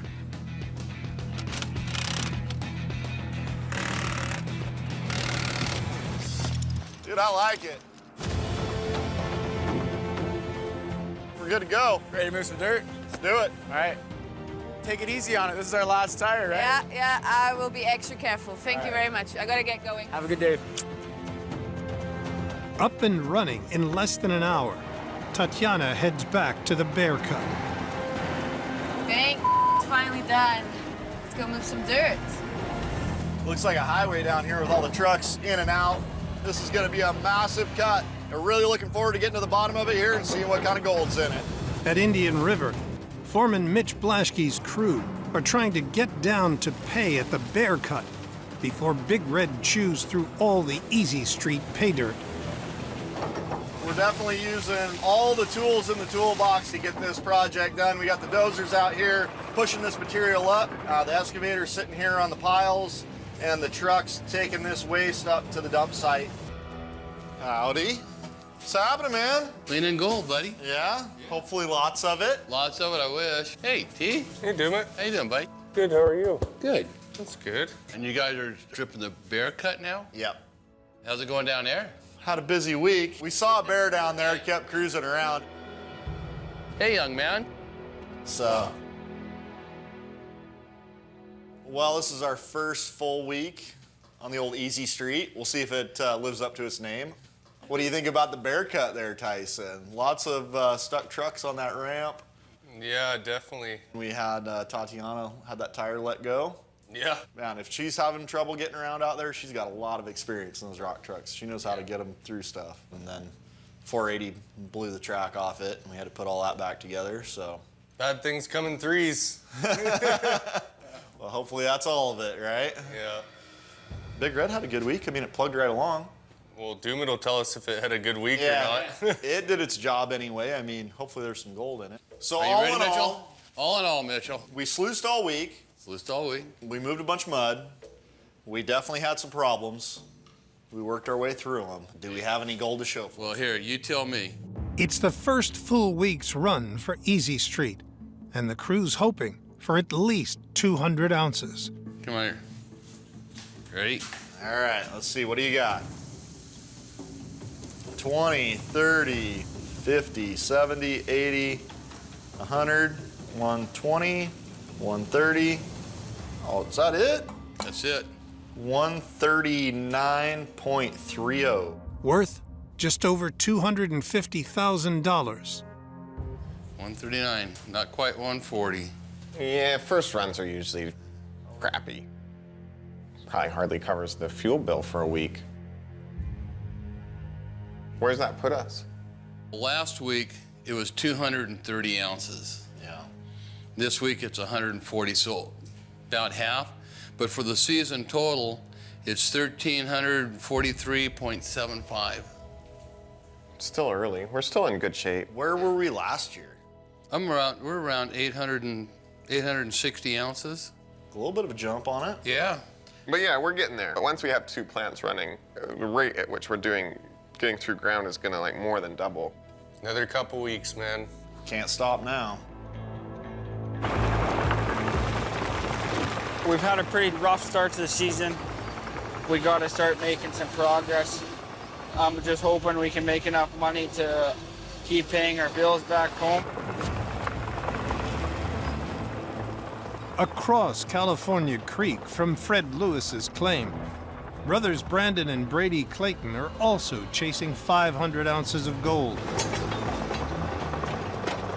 They need to help pay off a crippling family debt, but so far, they've brought in just 0.3 ounces of gold.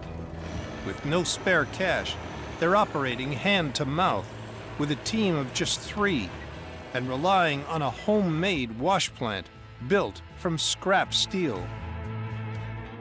Half a mile downstream from their plant, the brothers are banking on hitting a bonanza at Golden Acres. But first, they need to build an access road. Golden Acres is kind of the holy grail, but it's just going to be a bit of a struggle to get the money to build the road. The Clayton brothers planned on pulling a quick 50 grand in gold from near their wash plant. We'd like to see 3/4 of an ounce per 100. 0.3 of an ounce. But their first run was a bust. Well, back to the drawing board. Kind of just lost for words.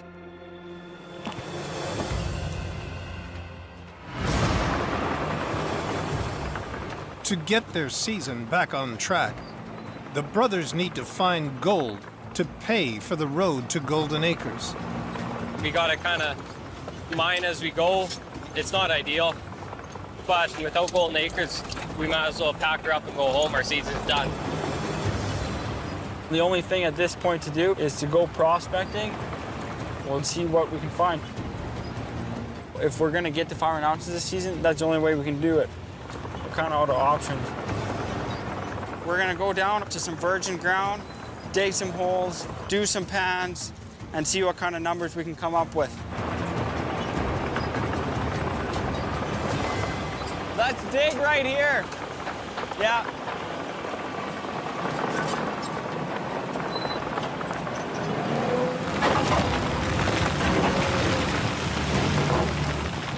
The creek would have came around the corner and it would have rubbed on the bank. So any gold that creek was carrying would have hit the bank and deposited right there. A third of a mile downstream from their wash plant, towards Golden Acres, is an S-bend. When fast-flowing water carrying gold hits the inside bend, it slows, causing the heavy gold to sink and settle on the creek bed. But is it enough to keep the brothers in business? We'll take a quick pan and see what it has to offer.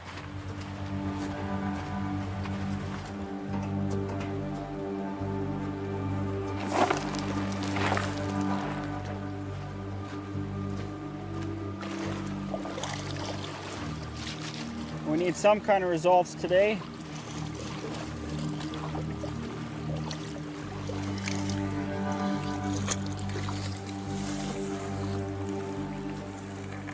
Oh, yeah, right there, see? Yeah, there's a few there, yeah. Couple flakes in there. Yeah. Well, Brady, it ain't much, but it's there. Hopefully there's enough gold in the box to keep buying fuel and keep going ahead. Won't know till we run it. Let's open it up and start hauling it to the plant. Okay. Well, let's go get the iron. Yep.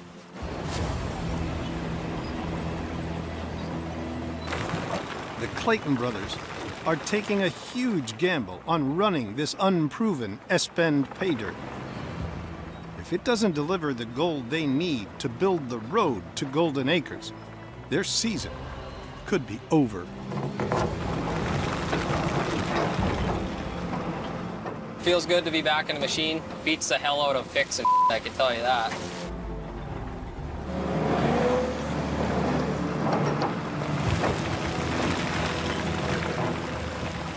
This is it. Finally seeing some gravel here. It's a good sight. Once you see gravel, you're going to see gold.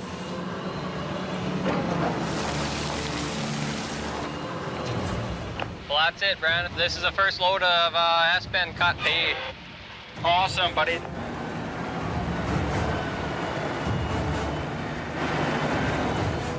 Well, let's fire that thing up.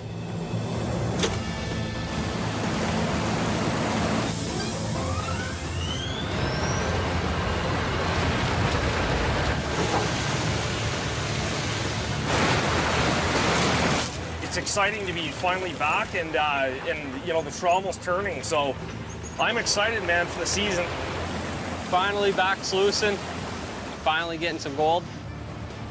It's one step closer to Golden Acres.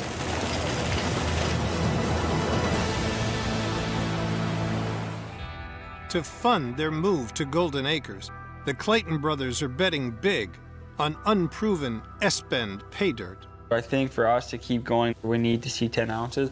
Otherwise, we might as well just call it. So There's quite a bit of diesel fuel went into this. Mhm. A lot of man hours. that's right. I don't know about you guys, but my heart's a little racing, so I think we should just wait out and get it over with. Yeah. I'm anxious to see this too. Okay, guys, here we go.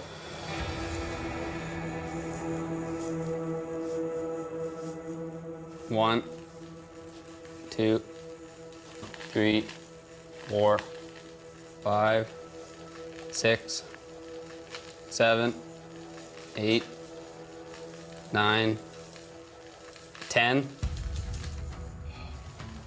11, 5, 9.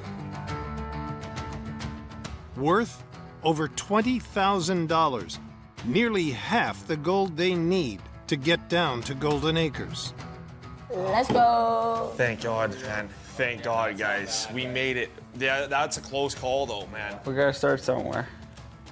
So. Oh, man. At the end of the day, we got the gold sitting in front of us. We know we're still mining. What else could we want? I mean, that's not bad, like ounce 100. So I think if we keep that going, we'll be down to Golden Acres in no time. Couldn't have done it without the world's greatest rock truck driver. Good job, Janae. Hell of a job. All right, guys, let's get at it. We had a tough start to the season, but I think we're happy. The gold's here. We're gonna keep powering through it. I'm sure Dad's going to be kind of shocked, getting a good call for once, not a call about we're breaking down or we need parts or something like that. It's kind of big relief, and this is a good step in the right direction. I'm gonna just talk to Mitch about all this stuff and make sure that they're on track. To get both plants running, Parker turns to foreman Mitch Blaschke. How's it going? Good, how are you? Oh, not too bad. Trying to make some headway here. Getting 2 plants up and going, this is a critical move of the year, right? I'm gonna go over to Fairbanks, so I'm not gonna be here.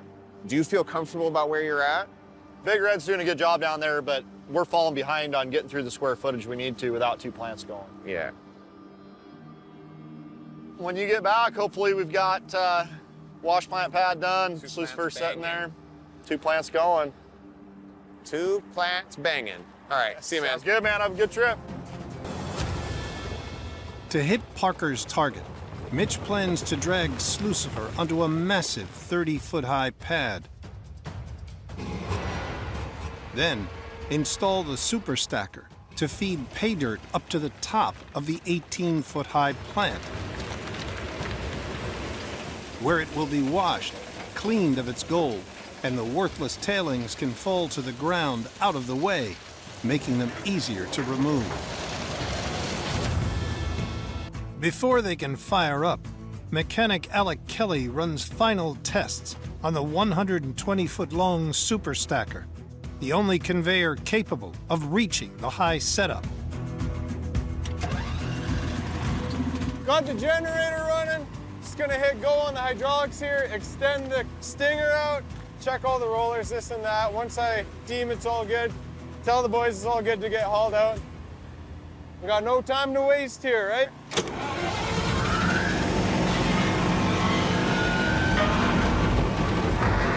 Oh yeah, we're gonna hit the building over there. Woo. There we go, max extension. Well, let's raise the conveyor. Incline, 13.5 degrees. This is why they call it the super stacker. Like, they're not joking, this thing's massive.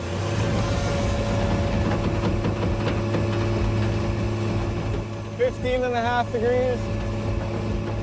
Oh boy. 17 degrees. Oh. We are coming down. Oh boy.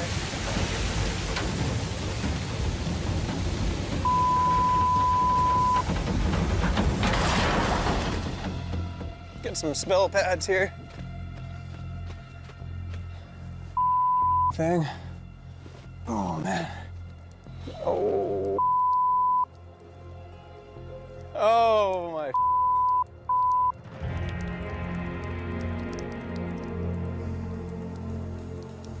This is serious. And you see right here, it blew the plug right out of the cylinder. The plug holds the hydraulic oil that regulates the lifting cylinder. As Alec attempted to raise the stacker, the top of the plug that seals the cylinder broke free, causing a catastrophic leak. All that's left of the plug is its thread, still in the cylinder.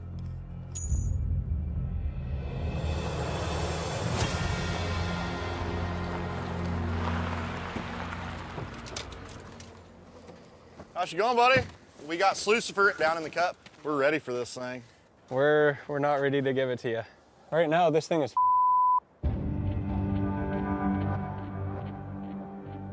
top half of the plug blew right out of the fitting there. Well, that's not good. On many levels. Come on, baby.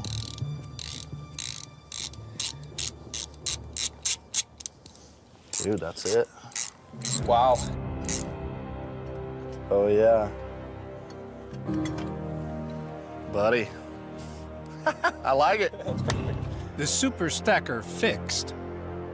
The crew must now race to get Slucifer running pay before Parker returns from Alaska. We got a lot of work to do here, and we're running out of days already.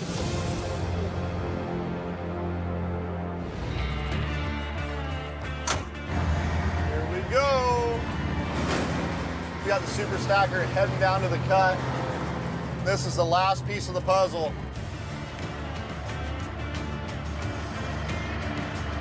Parker's crew are nearly ready to fire up Slucifer. First, they have to connect the 120-foot super stacker. Looking right there, Mitch. Here we go, the moment of truth. Is it gonna lift and is it gonna reach the pre-wash? Oh yeah, keep it coming up. We are just going to clear the pre-wash. And looking good. oh yeah. Woo! Big moment. This is what we've been waiting for and working at all day, buddy. Let's do it.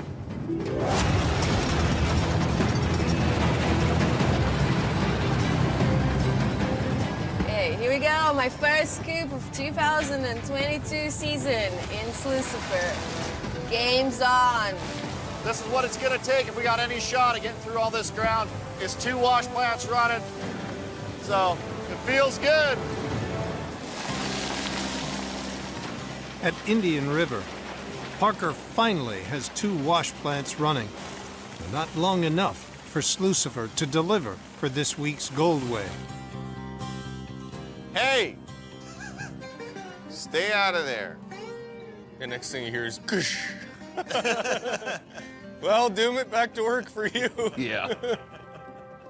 So what happened with this conveyor? That plug just, the top of it blew right out. I mean, it was just tiny. And the drill's sitting up there. They're doing that engine swap on it. On Liam's drill. And like, Oh, no. It's parked in our yard, right? Don't park your personal vehicle down in the yard. no. Okay, you want to see what kind of gold we got? Parker's other wash plant, Big Red, has been sluicing Easy Street Cut pay all week. All right, Chris, what have you got for us? So here we go. 30, 50, 80, 100, 120, 140. Keep her going. 162.85. Mike D, copy. Did you try to run that thing off or what? He said it wouldn't move when he shut it down, so I assumed it wouldn't move. Do me a favor. Get out of my face and leave. At Paradise Hill, Mike Beets has shut down the trommel. Mike D, copy. No, I do not. Michael Beets, do you copy? Yes. Good, then answer. It's not very funny. Why bother? I get chastised every time. Every single time. Kevin D, copy. Can you get over there and fix this piece of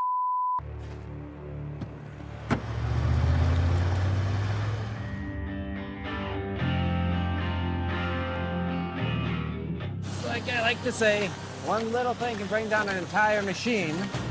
And like if it's in the bad spot, they can take down the entire operation. Yeah. With the 460 down the way it's down, there is currently the trommel, 2 excavators, and the rock truck, all held up because of a leak.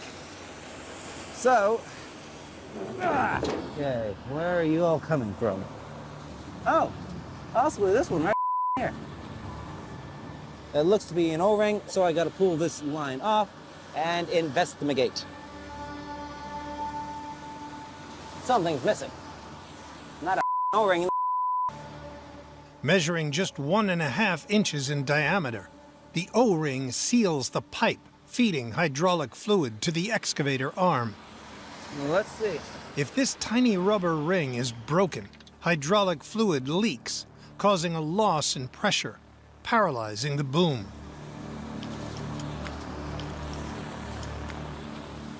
Fire it up. Let's see what she does. Oh, she lives. Beautiful. Hey, Miss Megan, firing up.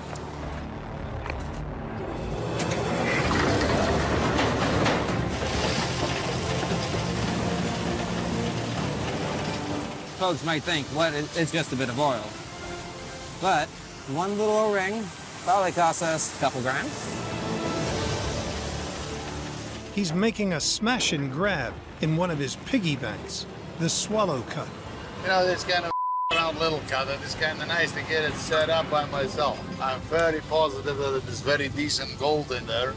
Now we put somebody else in there, and then they can clean it up. The trommel is being loaded with 300 yards of pay from the swallow cut every hour. That's not a good noise. Let's turn that thing off because that is loud. Ugh, that sounds horrible.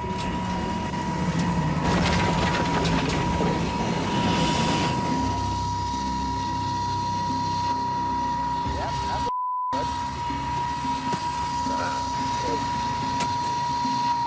Hey, Tony, got a copy, Tony? I think the gearbox and the conveyor's on the way out. Tell me the thing is dead. The gearbox turns the conveyor belt, which delivers the pay into the wash plant. If you got a spare, we can swap it out. Okay, good enough. Just gotta go and fix it. Pretty much ASP. For the second time in a week, Tony's only moneymaker is shut down. I mean, it kind of sucks if we're gonna have to change that gearbox out, but if we don't do it now, it's gonna grenade. I mean, it's the height of summer. Let's not around. The Beets have a spare gearbox. It should be an easy swap.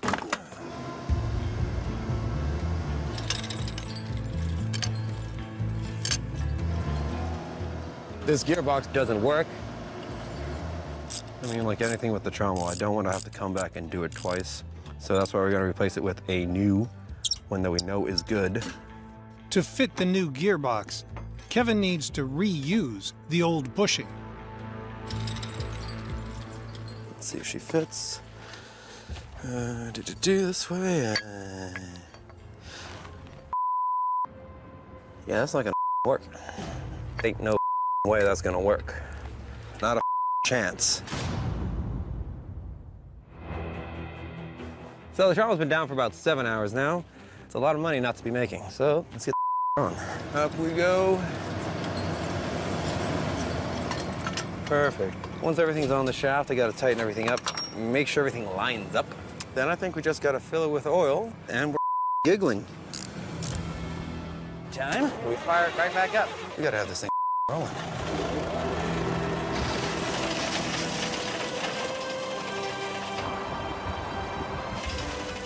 Anyway, this goes to show how such a small thing can cut into your goal for the season. At least now the trommel is rolling again. I don't give a where they find material to sluice, as long as we put something in that box to keep us sluicing to reach our 5,000-ounce goal.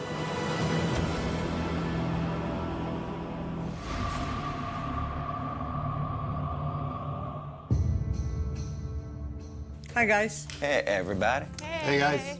After a week of frozen ground and shutdowns in the Swallow Cut, Tony Beets is eager to see if his piggy bank will pay out. Okay, anyway, let's get started over. You, Monica, get going. Right? Right? A little aggressive, unnecessary, but okay. I feel that.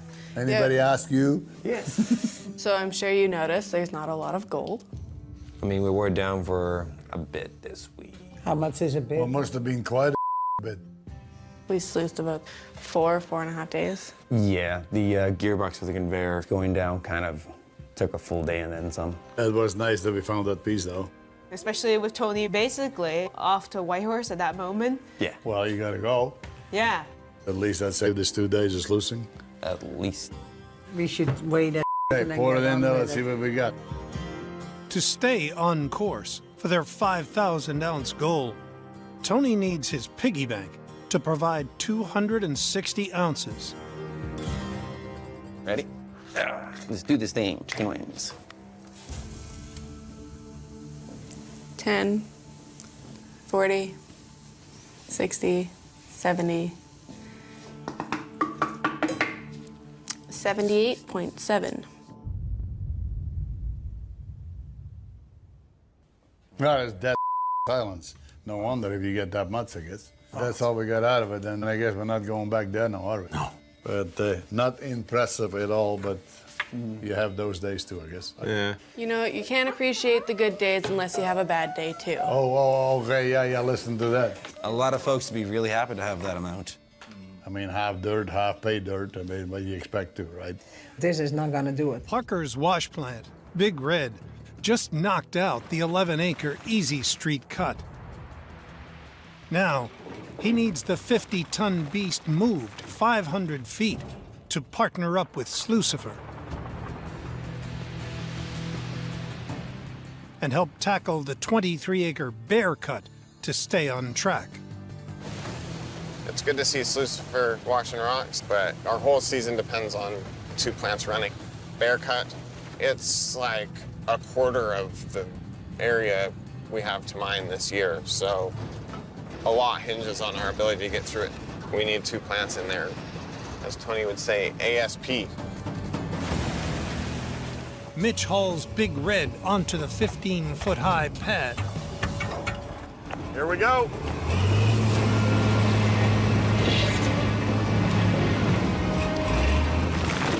Well, man, I'm really glad they're able to get it right on the money. Looking at where Big Red's sitting, the conveyor going into it looks real nice. Let's do her. One step at a time.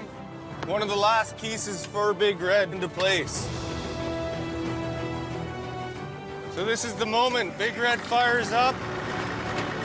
Then things are gonna get pretty chaotic around here pretty quick.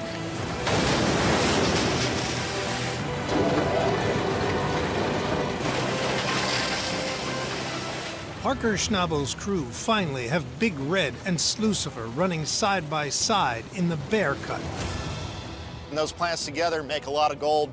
We got a really good shot of hitting 50,000 ounces. Something I never could have imagined when I started mining, but really cool. This season so far, it's been busy. The busiest season for sure I've been in. Tatiana Costa is loading 200 yards an hour of gold-rich pay dirt into Big Red. Now we have both plants running. It's been pretty hectic the last couple of days. While Tyson Lee loads 220 yards an hour into Slucifer. This is the whole thing we've been fighting for and striving for since we started mining. The challenges of having 2 plants side by side, working in one cut. There's a lot more equipment in that cut, and the operators just have to keep their eyes open more.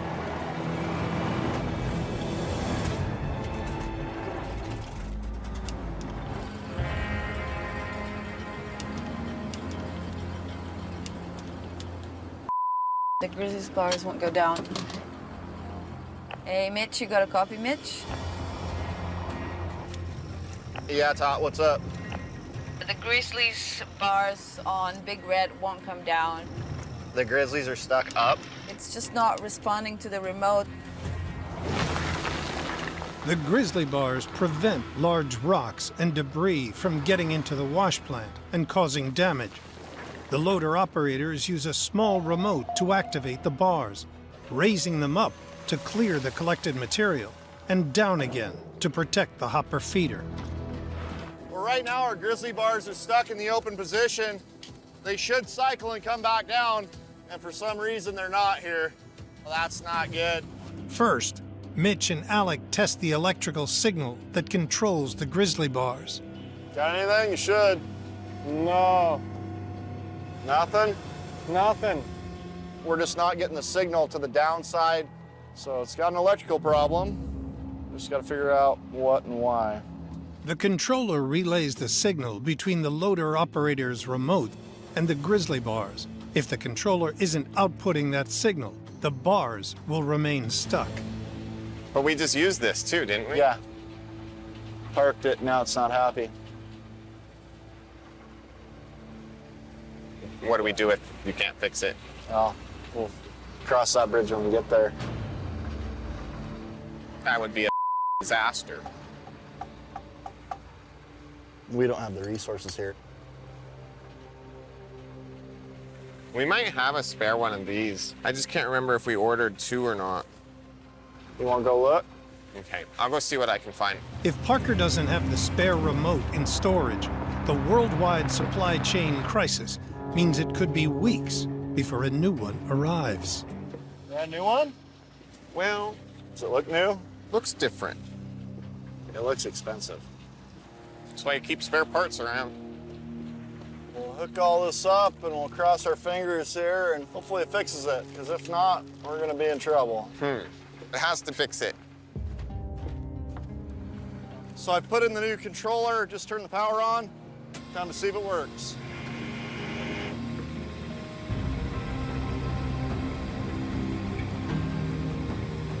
Is it gonna lower? Come on, baby. Yeah, there we go. That's awesome. That's what we were looking for there. You know, this big machine, even though it might look real robust, just takes the smallest part to bring it to a stop. And having this here has just saved us thousands and thousands of dollars. So now that we got the feeder up and going, it's about time to start this wash plant up.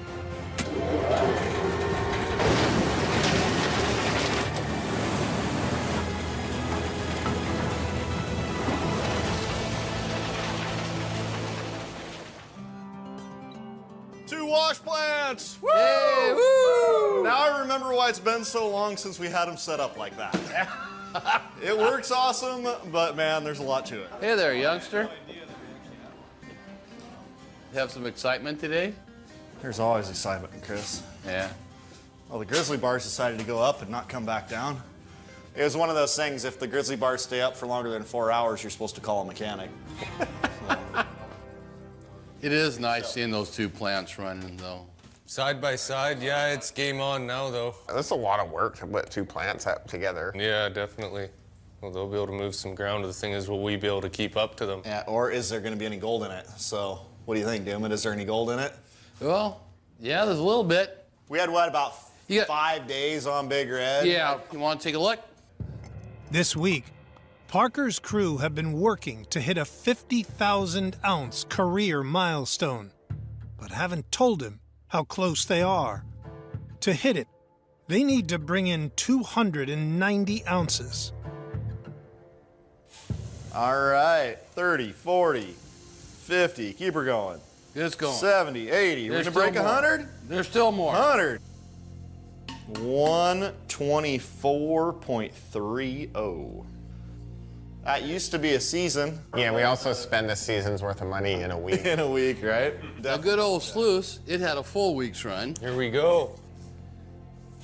Oh, there's 40, 80, 100, 130, 150, 174.9. So what do we got for the week then? All right, it's 299.2. Veteran Green Beret Fred Lewis is also chasing 500 ounces. He's finally sluicing pay from last season's cut and looking to deliver his first gold weigh at the end of the week. It's been a hell of a season so far. You know, we've been fighting and fighting. We haven't got any gold yet, but I know we're almost there. I heard from Tony that the road ban is lifted. Finally gonna get that dozer in here. 8 weeks ago, Fred bought a dozer to dig his way to a gold bonanza at the Freedom Cut. But winter road bans have made delivery of the 53-ton machine impossible until today. For that dozer, we're gonna be able to lift, move, push a hell of a lot more pay dirt. And that 500-ounce goal wouldn't be possible without it. Holy that is impressive. You made it! So, Mikey, I was hoping, since you've got a lot more experience than we do, if you could pull this off the trailer for us so we don't break it pulling it off. Feed us rubber bellies and tell us we're good boys and we'll... It's alive! What do you think now? I think it's sweet. This is 1984's best made dozer. This dozer could definitely push dirt.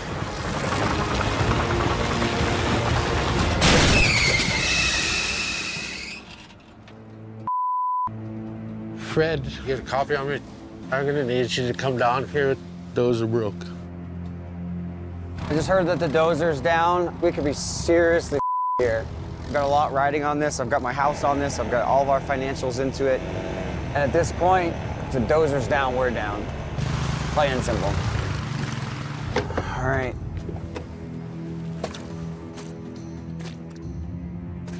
Holy. Come up here like this. I backed up, I stopped, set the blade down. That goes tunk. The little bracket that holds the ram that lifts the blade up and down has been cracked for a long time and finally decided to let go. So this has been happening for a long time. There's only about an inch of this piece holding together. Dude. The 53-ton dozer's hydraulic lift cylinder is held in place by a bracket called a yoke. It pivots, allowing the 10-ton blade to rise and fall. But it's cracked. Fred needs to swap out the old broken part for a new one before he can get back to stripping the Freedom Cut. I've had this dozer for 2 days and now it's stuck in the slop. At California Creek, Fred Lewis's crew are busy sluicing pay, but his new dozer has a broken yoke bracket. It's a 1984 dozer. Honestly, I don't know where I'm gonna find a part for it. I think Troy did mention he had some spare parts, so I'm gonna call him. Hail Mary, hopefully he's got what I'm looking for, but we can't get this dozer going. We are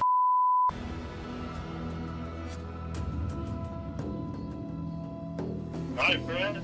Hey, Troy, how's it going? Pretty good. How are you doing? We're having a little bit of a problem. It's the lift cylinder. Okay, well, that's major. I was hoping to see if maybe you might have parts laying around that we could come and scavenge from. We've got a whole dozer we've been taking parts from. That should have a lift cylinder on it, I believe. Okay, so would you mind me sending Buzz out there to come and check it out? Oh, yeah, that's no problem. I appreciate it. I'll let you get back to work. Yeah, no problem. We got the part, so I can send Buzz out right now. Without it, we'd be probably down 2 or 3 weeks. Now, we can get that dozer back up and running.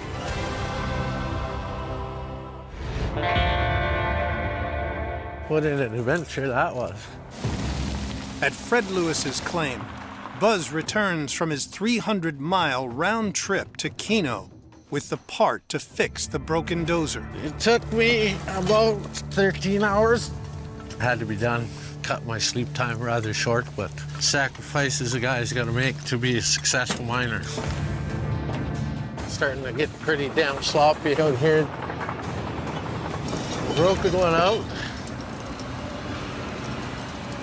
Get the new one in. Pretty heavy.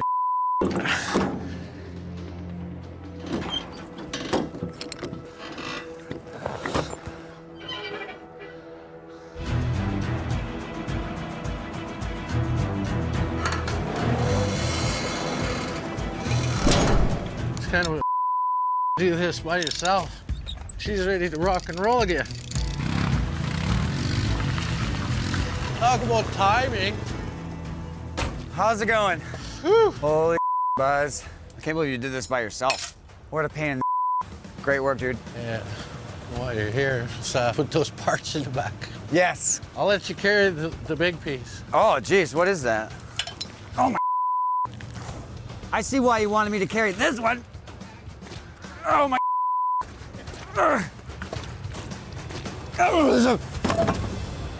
Fire this puppy up and let's push some muck. Just 24 hours after the dozer went down, Everything seems right and tight. Ready to rip and strip. Buzz has it back, stripping in the Freedom Cut. Buzz is busting his to get that dozer back up and running. We'll fix every single problem, and eventually we're gonna pull the gold out of this ground. We're gonna keep fighting. Buzz, you saved us this week, and we really appreciate that. Where'd Buzz go, man? We're just getting started. Well, speaking of getting started, You want to see I'm gold? ready. I'm ready. Yeah, I know. I want to see what we've got. Last season, Okay, here we go. Fred's first gold weigh delivered 8.4 ounces. 1, 2, 3, 4, 5. Come on, come on, come on, come on. 6. 6.0. 6.0. 6.0 on the dot. 6 ounces falls far short of where the crew need to be in order to hit their 500-ounce season goal. You know, this is still more than we mined the entire first season we mined. Even though it's been miserable, hard work, and we haven't got a lot of gold to show for it, we're paying the bills. We need to get better at it to get rich. Yeah. This is the worst run we're going to have all season.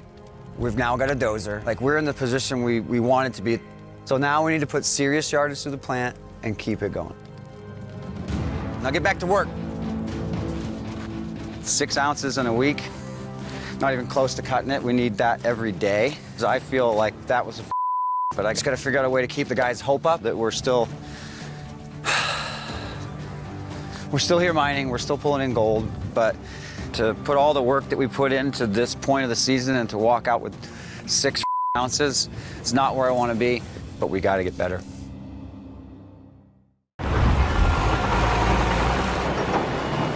Big thing for me is I really like to push ourselves and find more gold each year, and we know this is our last season to mine this stuff. 9 weeks into the season, 27-year-old Parker Schnabel's master plan is starting to come together. We're stretched really thin right now. It's a good thing we've got a good group of people this year because it's a lot going on, especially with Alaska firing up. In 3 weeks, Parker will open a new operation in Alaska. In the Yukon, his 2 wash plants are running side by side in the Bear Cut and have delivered more than 1,800 ounces of gold. We're more than halfway through the ground, nearly 4 million square feet. Now, our whole season depends on keeping 2 plants running as long as possible. His crew have already stripped 48 acres, 36 football fields of the massive 90-acre airstrip. Now, Parker has tasked foreman Mitch Blaschke with opening even more ground. Parker's decided that he wants us to strip a new road, which we're calling the Panama Canal Cut. Well, we've got to move the mud and get down to some pay gravels.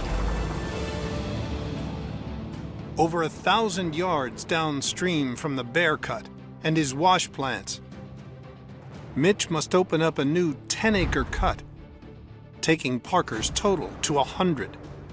But to get to the pay, Mitch must dig up the only road connecting the camp to the cuts.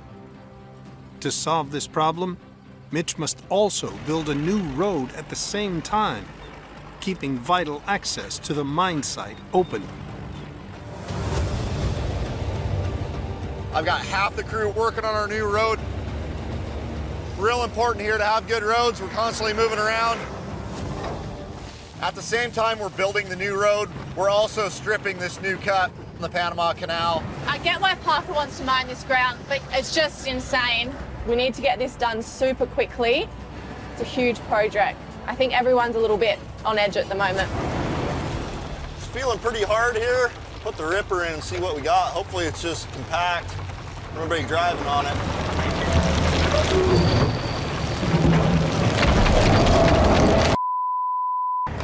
You know what that is?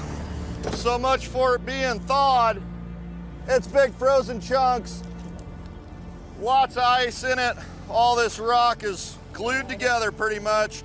Parker thought with there being cuts on both sides of this, that this section of the road would be all thawed out here, but you see all this water, you see all this ice here. You know, if this was all thawed, all this would have just drained off down on both sides here. We've chopped off our access to the wash plants, and we got pay dirt, and it looks like it's all gonna be frozen. Well, we got all the mud off, but all the gravel's frozen. It gets tons of sun and high and dry. It makes no sense to me. Well, and the one that we needed to be thawed more than any of them is this one. Right. What do you think we should do? Well, man, I hate walking away from something after we've poured a bunch of money in it, but it's a matter of what has more gold, I guess. If we have to walk away from something, it should be this one, not the ones downstream, don't you think? We have to get out of here. I think that's the only thing we can do. Yeah, I think it's gonna be this way all year. All right, thanks, Mitch. Yep. Panama Canal, it's a project we really didn't have time to start, but now Parker doesn't want us to finish it, and that's just a huge waste of time and a huge waste of money. Hey, Mitch, you got a copy, Mitch? Go ahead. Yeah, hey, man, there's not enough pay up at Big Red or Slucifer for them to run tonight. Right now I'm looking at 4,000 yards of material, and we need double that, so we need to steal some resources and move some iron up here. Oh man, this road's gonna take a little bit here. It's got a pretty good section that's real snotty, but as soon as we get this road done, I'll be sending everybody back to you, but just gonna have to make do for right now, buddy. I don't know about you, but I don't want to see either of these plants go down tonight. Mitch has his whole crew finishing up the last 350 feet of the new road. If you want to try and get me a spot here where I can get this new road connected, let the trucks know, Bob, and start dumping there. It ain't gonna be pretty, but it'll work. Pretty? It's never pretty. As long as it works. We're lucky that we got everybody on deck and working to build this road right here, right now. Parker's lucky he's got guys that are good at more than one thing. We got ourselves a road here. It's come along real good. It's been a lot of work. It should definitely do the job. Mitch is sending me back to the wash plant, moving the old road and building a new one. It's just like insane. I'm actually stoked I actually helped such a huge project. Hey, Tyson, you got a copy? The road is finished and the trucks are heading back over to you right now. Yeah, sounds good. I'll meet you at the wash plants. Just in time, buddy. You know, I'm pretty happy with how this road turned out. We just had to do it quick and fast, but we've got good access back down to the wash plants. One more thing that Parker's added to our already busy schedule, but somehow we were able to make it all happen. It's been a hell of a day, but you know, I'm really happy with how things turned out here. What's shaking, buddy? How's it going, man? Good, good. How's it going, Doomit? Good, how you doing, buddy? Good, thanks. How you feeling? Yeah, it's been a fight, man, keeping both wash plants going side by side. They make you work. Oh, the two together, they do. They grind through the pay. I was a little worried about that for a while. It was getting pretty skinny down there. But yeah, all after we got that road built, started pushing the overburden, and everything was frozen. I was wrong. And freely admit that. And I totally thought that would be thawed. It's very frozen. Let's see what she did this week, buddy.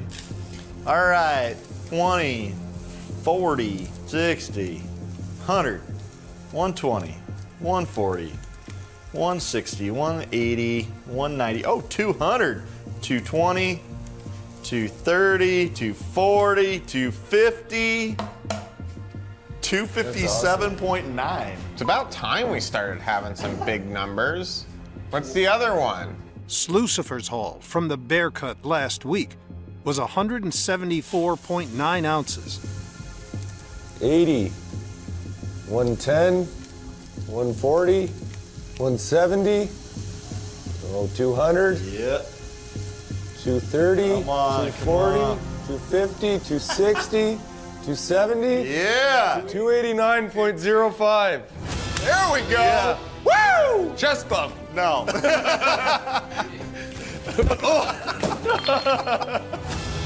Not a bad week, fellas.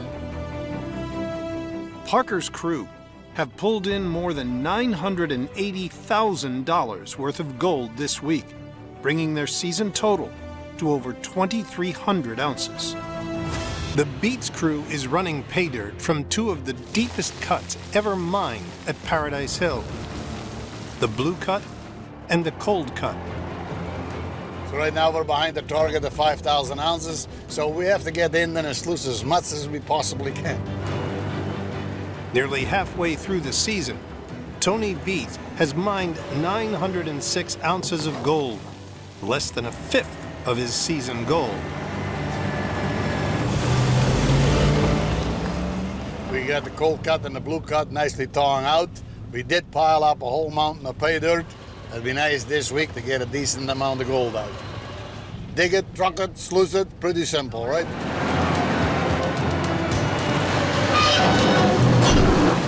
Oh.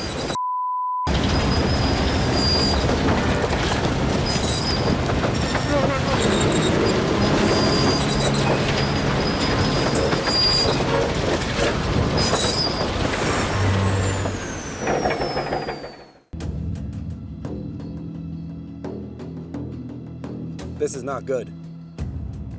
So not only are our rollers but our impact bed is as well.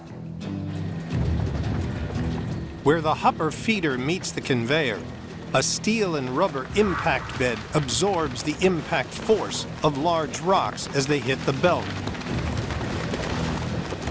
But hard running has worn away the shock-absorbing rubber, allowing the full force of rocks to hit the belt, damaging the rollers, causing the belt to track over and rip. Yeah, as you can see, she's worn down to the harder plastic. That might start to up the belt.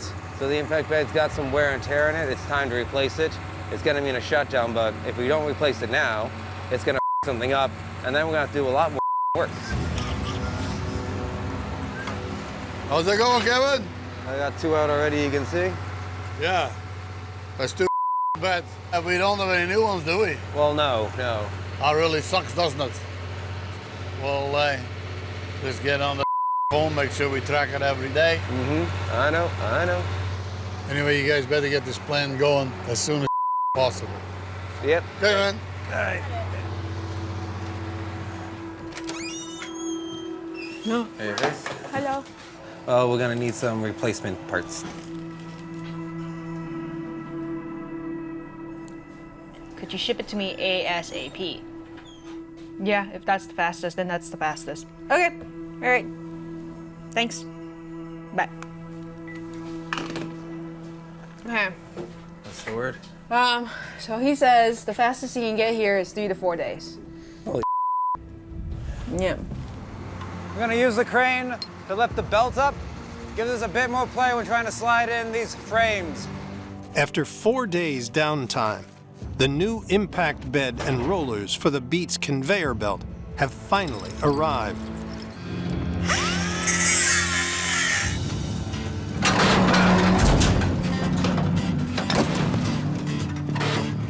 Great.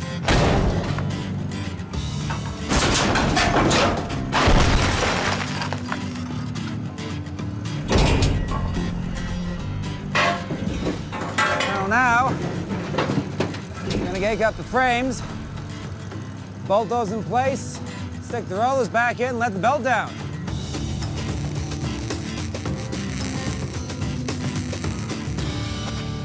Now we just have to put the rollers in.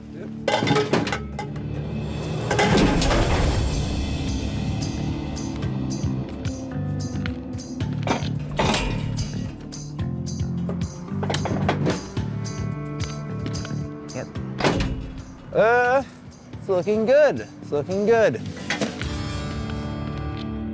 Okay, and that's the last one in. We just have to tighten the bolts, conveyor down, get the roll. Rollers in. Now for the shock-absorbing impact bed. Got most of them in already, just a few more to go, and then we get to loosing again.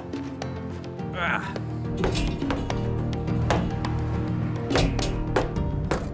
Beautiful. Now we're down quite a few days waiting on the new ones to come in. Which is a shame. That is a lot of ounces we did not catch just because we weren't running.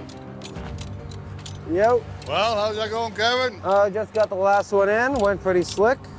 They're really relatively pretty easy to take in and out. So. Nice. Very nice. Good, Kevin. Fire up. Sounds Don't good. fire up the pump. Perfect. Yay. Ms. Ruby. Go ahead. Ready to rock and roll? Ready whenever you are. Okay, let's do this thing. Good conveyor. And let's go.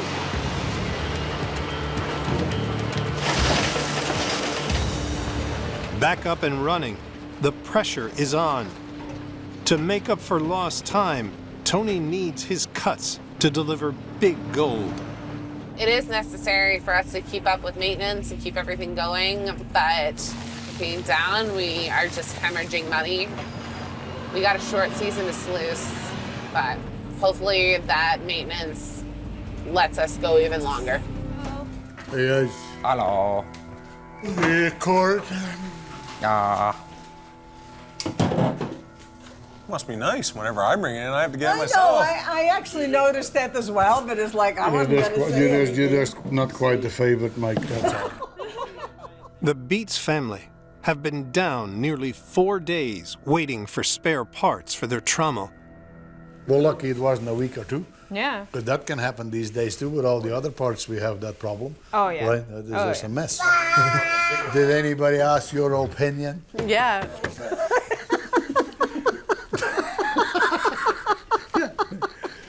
Yeah. And commenting. What do you think, honey? Should we weigh up some gold? Yeah. To hit his 5,000 ounce target, Tony needs over 300 ounces a week. 10, 20, 30, 50, 60, 90, 100, 130, 140, 150. 161.86. Worth over $290,000. That takes us over 1,000 ounces, but that's still 4,000 ounces away from the goal. Yeah, that's quite a ways from 5,000 ounces, isn't it? It's a long ways away, so we better step it up. Anyway, I figured at this point in the season we'd have a little bit more ounces. I think we're going broke at this rate.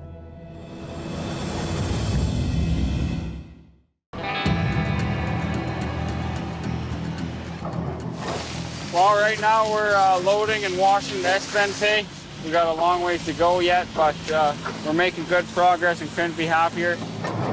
Deep in the Yukon wilderness, the Clayton brothers are desperately trying to turn their family fortunes around by hitting it big gold mining.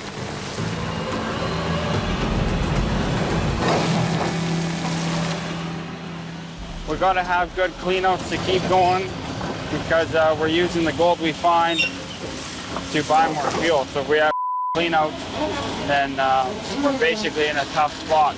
Short on cash, the Claytons plan to mine hotspots along the creek, creating a pay-as-you-go road to Golden Acres, ground they hope will deliver their 500-ounce season goal. This is a booster seat. It is, I think it's just memory foam in a pillowcase.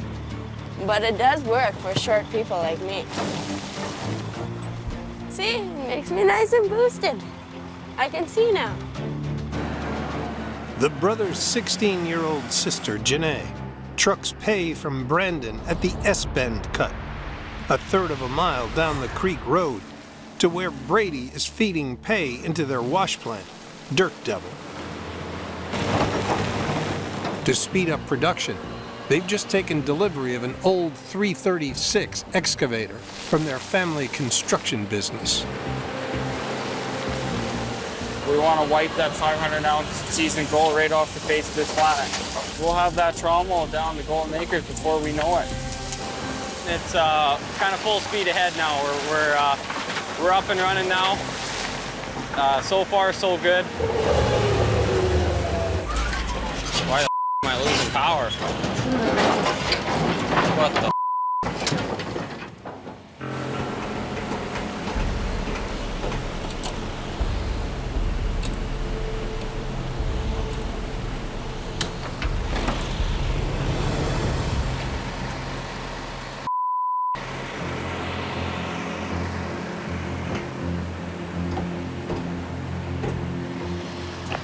Brand, you got a copy? Yeah, Grady, go ahead. Yeah, the 336 is down. There's something wrong with the engine. Let's have a look. It does wiggle up and down a tad, like the bolt. Well, a tad is okay. It doesn't slide. Here. Can you put your hand in that way and see if it spins one way, and I'll see if it spins on this side? It should just spin freely. Is it turning there or no? No, it's not moving. I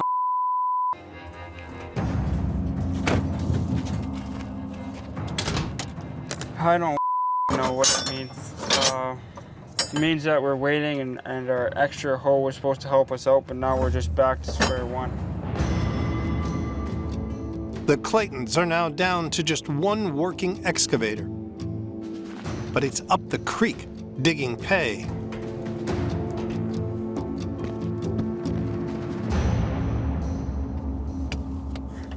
Hey Brady, I got a plan. Yeah, about what? We're gonna put the 349 on double duty, loading a rock truck and feeding the plant. So you want this thing walking a kilometer back and forth when it only does 3 miles an hour? Yeah, well, I don't know what else to do. You got another plan? No, but I'm just saying, like, that's gonna be hard on the rails. Yeah, it's not gonna be easy, but well, go load some trucks and let's start hauling. Yep. Okay. We just noticed some mist in the air, and the main coolant line on the hoe here broke. This is a vital component of the cooling system. So, yeah, when this blows, it doesn't take long for the motor to overheat and possibly blow. So I'm so glad we caught it when we did. We're gonna have to take that line off the 336. Yeah, it's the same size? Yeah. Oh. Their only option to save their season is to cannibalize the coolant hose from their other broken down excavator. Brady and Warren up there, they're gonna take the main coolant line off of this thing, and then we're gonna go to the 349, put all that parts in there. Luckily, they're interchangeable. One side off. Yeah, okay, you should be good then.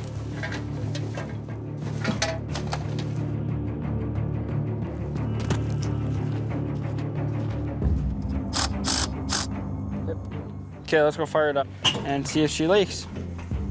Ready? Yep. Clear. Okay, good to go. Doesn't look like it's leaking. No, sir. Looks good. Okay, well, let's go haul some pay. Hell yeah.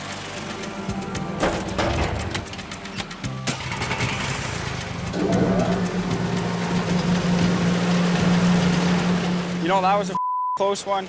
We caught it just before it overheated, and luckily the 336 had the same hose. It couldn't have won any smoother, actually. Great day.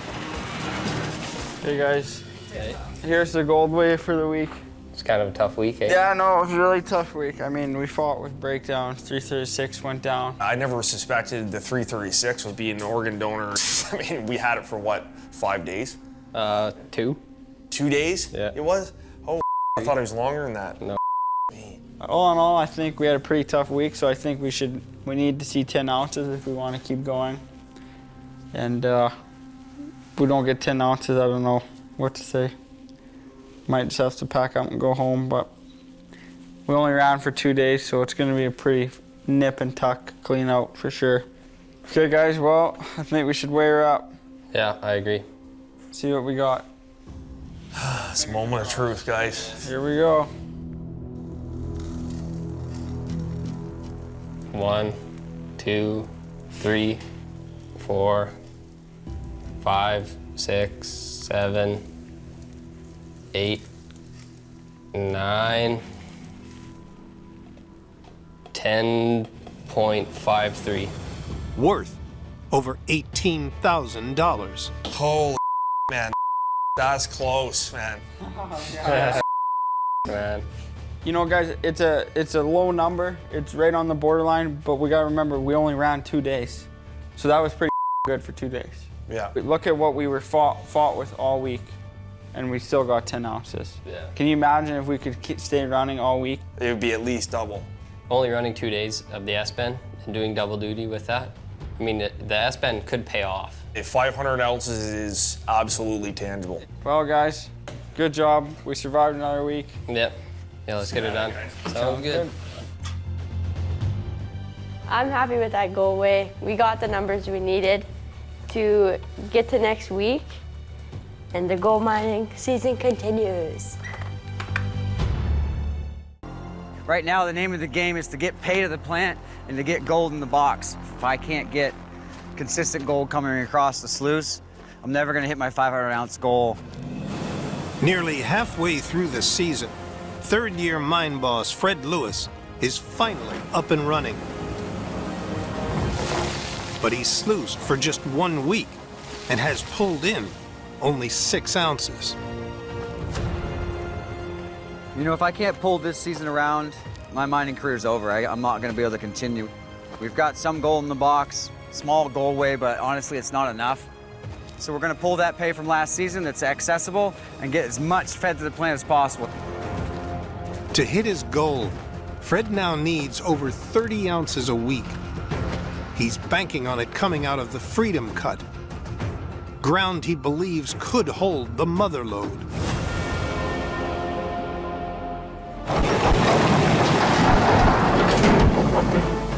Well, I lost a tooth. I broke the tooth right off the bucket.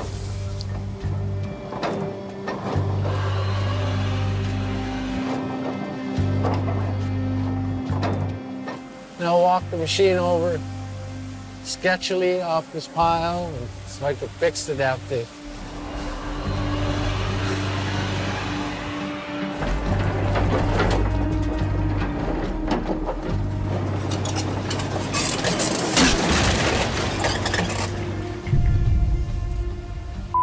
Me.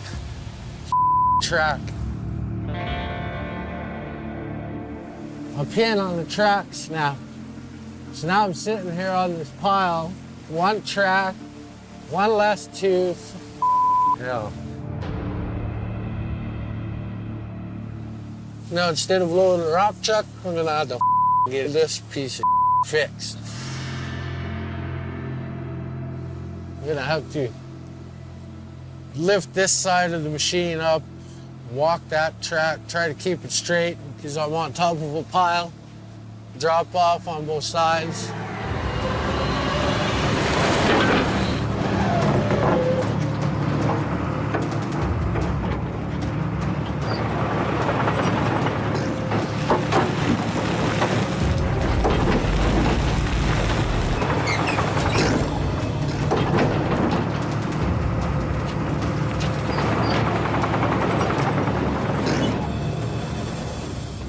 The only thing that can make this any worse is if the other track broke.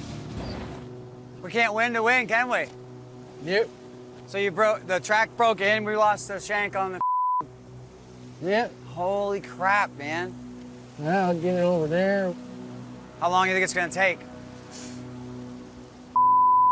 All right, it's not your fault. Well, you're kind of screwed. The 250's down in a big way right now.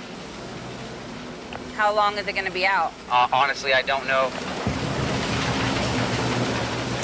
Unable to dig out pay to feed the plant, Fred is once again shut down.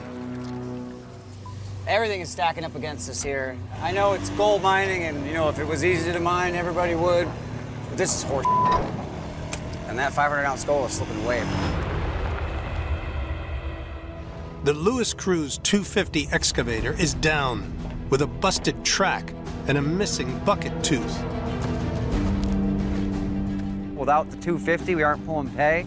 If we aren't pulling pay, we ain't running to the plant, we ain't getting gold. Buzz first reattaches the broken tooth before the crew move on to fix the track pin. Having any vehicle down for any given time slows us down on anything. So having this one down is a pretty big deal.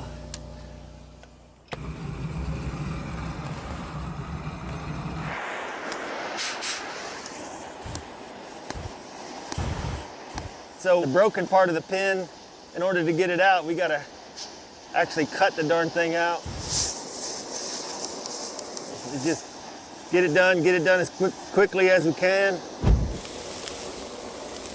soon as I get that darn bushing melted out of there.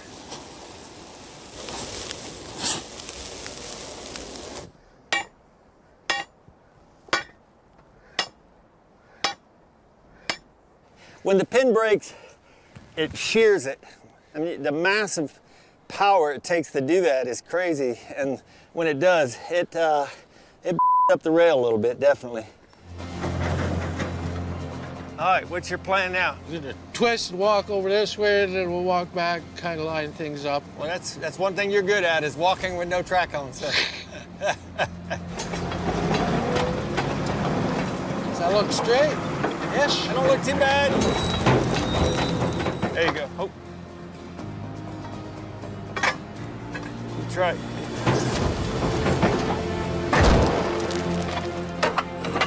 There we go. Keep going. I always visualize just going up there and picking it up and putting it on, but it's massively heavy, and that's just not possible. All right, she's ready. All right, let's get back to work, guys. Good job.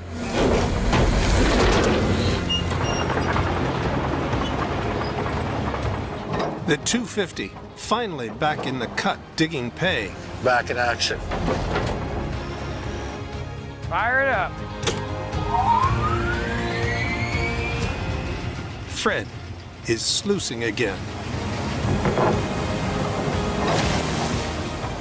Stuart, Yeah, I've now pulled shrapnel from you twice. that is true. Once from combat and once from gold mining. Yeah, I know, right? Where's my Purple Heart? I know, we should have a gold heart. It is dangerous, but what I'm holding in my hand proves it's worth it. This is 2,700 yards we ran. To hit his 500-ounce goal, Fred needs over 30 ounces a week. JB, you want to call this one off? Oh, I get the honors? Yes, sir. And 1 is 2, 3, 4, 5, 6, 11, 12.645. Worth over $21,000. Double his last haul, but well short of their weekly target. Numbers like this is for hobby miners. Yeah. Yep. We're not there yet. The wash plant, I would say at this point, is functioning 100% properly. Everything's working the way it should. The only way we're going to hit that goal is to keep that plant running, so. Back to work. We're ready to roll. Any business you start, the first 3 years, you're probably not making any money. But it still has to pay the bills to keep it going. So I've got to keep positive attitude. Yeah, sucks being down to one hole. But yeah, this double duty's killing us. We're burning more fuel walking this thing back and forth from the plant and the cut, and just wearing it out more than we need to. Brady loads S-bend pay dirt into the rock truck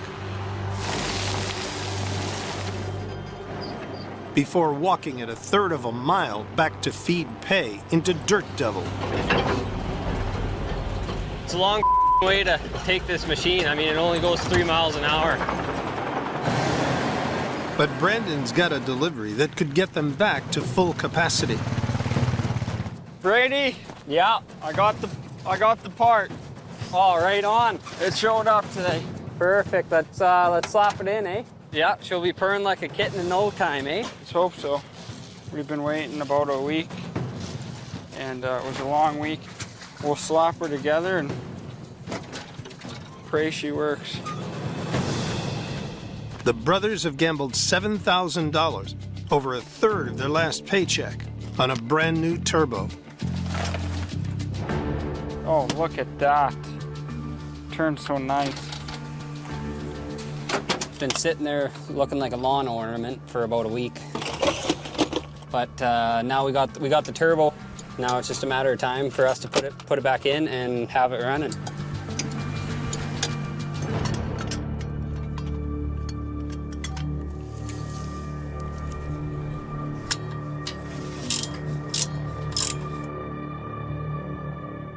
You're just buttoning up some bolts here. This is tight, this is tight. And we're ready to turn it over and see what she does. So Brady's gonna go get in the cab, he's gonna fire her up, and we'll put her to work.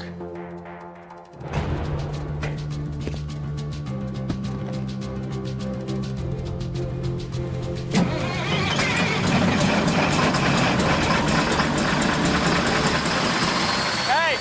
Huh? Me. So I think we have engine problems.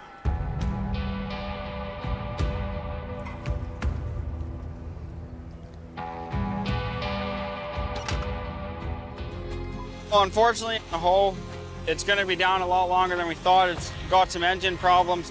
To get back running, they need a new plan, and fast.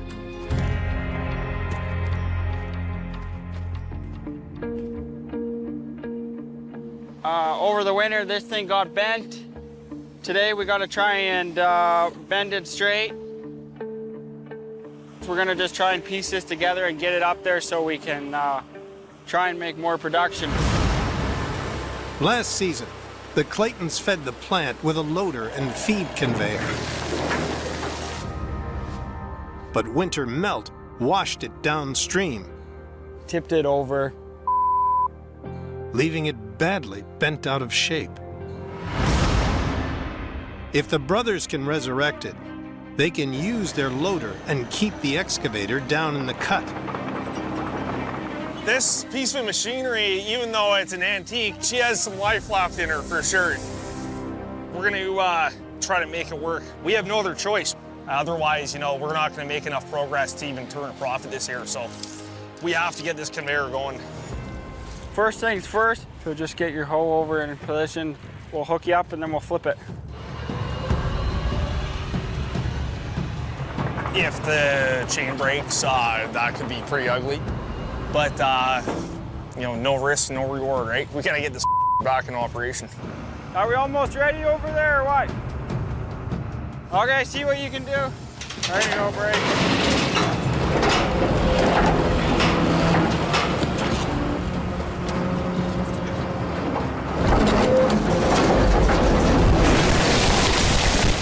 Right on. Gravy. Easy there, buddy. Yeah, easy peasy. Nice work, Brady. Because she's quite. It bends in and it waves. Warren needs to make sure they apply just enough force to bend it. You push while he pulls. Too much, the structure could snap. Or worse, flip it onto Brady. Well, I'm applying pressure now. I gotta hold this steady so Brady can have a chance to get a beat in there.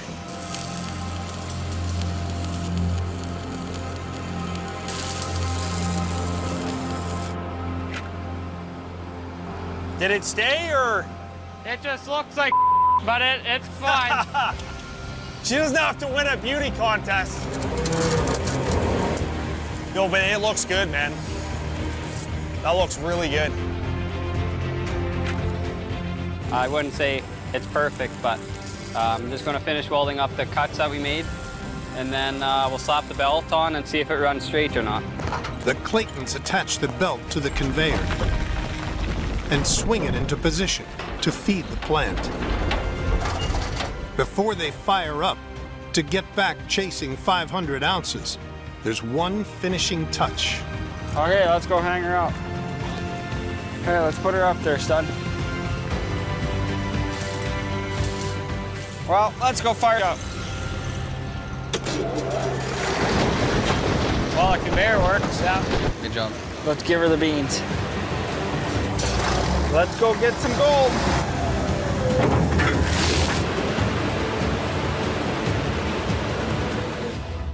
With their conveyor now feeding the plant, the Claytons ran a day longer than last week, which delivered just over 10 ounces. See what kind of week we had, eh? Yep. Let's throw it on the scale. You count, Brady? Yeah, I'll count. Yep. Okay. Ready? Yep. 2, 3, 4, 5, 10, 13, 14, 15.25. Oh, that's beautiful. Yeah, that's good. Worth nearly $26,000, bringing the brothers' total to 38 ounces, 19 more than Fred. That's a good step in the right direction, that's for sure, right? Yeah. And if we think we're gonna get to 500 ounces, then we need to see progress every week, and I think that feeder and conveyor was the answer. Yeah, we just can't take our foot off the gas. So what are we doing sitting here? Hell yeah. Yeah, let's do her. Let's do it, guys. Things are looking up. Even though we got a hole down, we're still full steam ahead. The conveyor and feeder have worked, and it's putting us in a better position than last week. So we're gonna keep moving forward, and hopefully things are uphill from here. So today's a pretty big day. We finally got some boots on the ground here in Alaska and some mining equipment here, and we're gonna go see if we can find some gold. 9 years after leaving, 27-year-old Parker Schnabel is back in his home state of Alaska, finally ready to fire up his new operation. It's been 2 years in the making. For me, the big driver of this is really trying to find the next spot to bring a big operation in. It is about showing that, okay, there's, you know, another 10 or 20 or 30 or whatever thousand ounces to do here. Parker struck a deal to mine 3,000 acres of historically gold-rich ground 20 miles north of Fairbanks that he's hoping will net 1,000 ounces in his first season. The one guy that I hired should be here already. Is that Mark? Yeah, Yeah, okay. hopefully that's him. Australian miner Tyler Money will help run the operation. Hello. How's it going? You must be Tyler. Nice to meet you. I'm Mark. Nice to meet you, Mark. Alongside foreman Mark Fors. How you doing? Good. All right, well, let's get in there and see if the gear's ready to work. Sounds good. All right. Sounds like a plan. Let's go do it.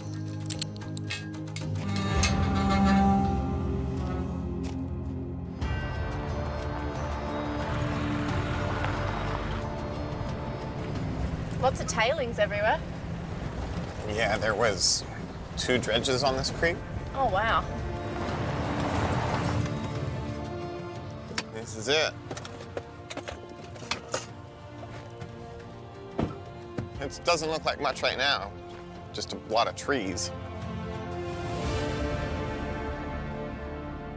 We did a bunch of pans in these drift tailings, so I was thinking to start with, we would just start hauling these back to the yard, and when the plant gets there, then we'll have a stockpile of pay ready to go. Seems like it'd be easy mining to start off with.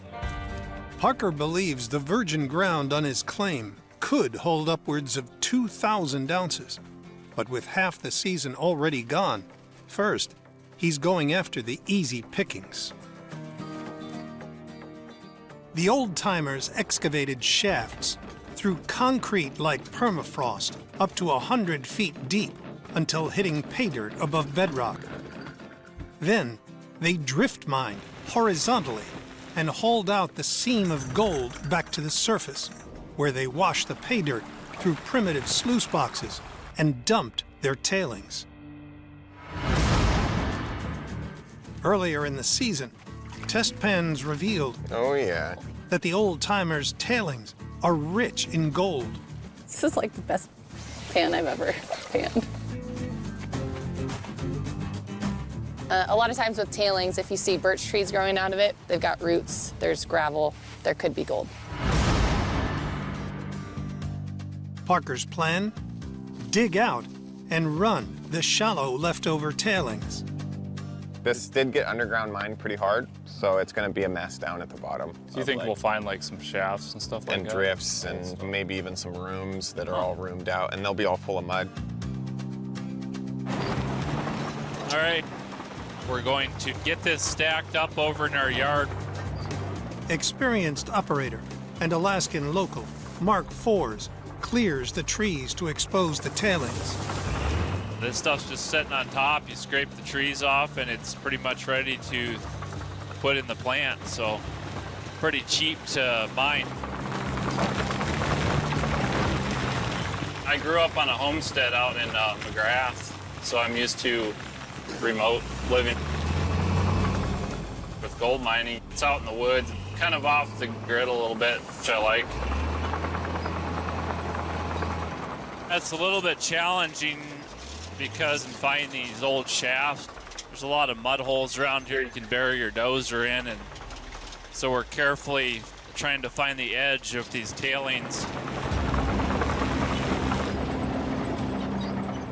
So we've got Mark on board. He's the only person that's coming here other than Tyler that I have even spoken to. But he needs help. This late in the season, skilled operators are hard to come by. So Tyler has been forced to recruit the rest of their crew via social media. The first of Tyler's recruits are showing up today. So hopefully they have a good attitude and lots of experience, because we need those two things.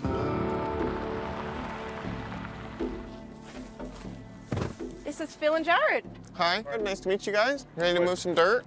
We're here, yeah. Okay, sweet. Parker's new recruits, 36-year-old Phil Wickert and 24-year-old Jared Chase. You guys have ran hose before? I've never operated one, no. Always wanted to, willing to learn. Gotcha. I'm just kind of excited to learn some of this stuff. Always wanted to be running machines like this. Let's go out to the cut and you can start digging dirt and you can start learning how an excavator runs. Over where we're working, we're gonna have some really unstable banks. Don't do anything sketchy when it comes to working around the water. Just always stay way back from the edge. Be ready to get in reverse if it all starts going, right? It's up to you to think and not panic if something goes wrong. So many people want to like get excited and like, oh, I got this stuck and I'm gonna get it unstuck, and they end up like making it 10 times worse. Yeah.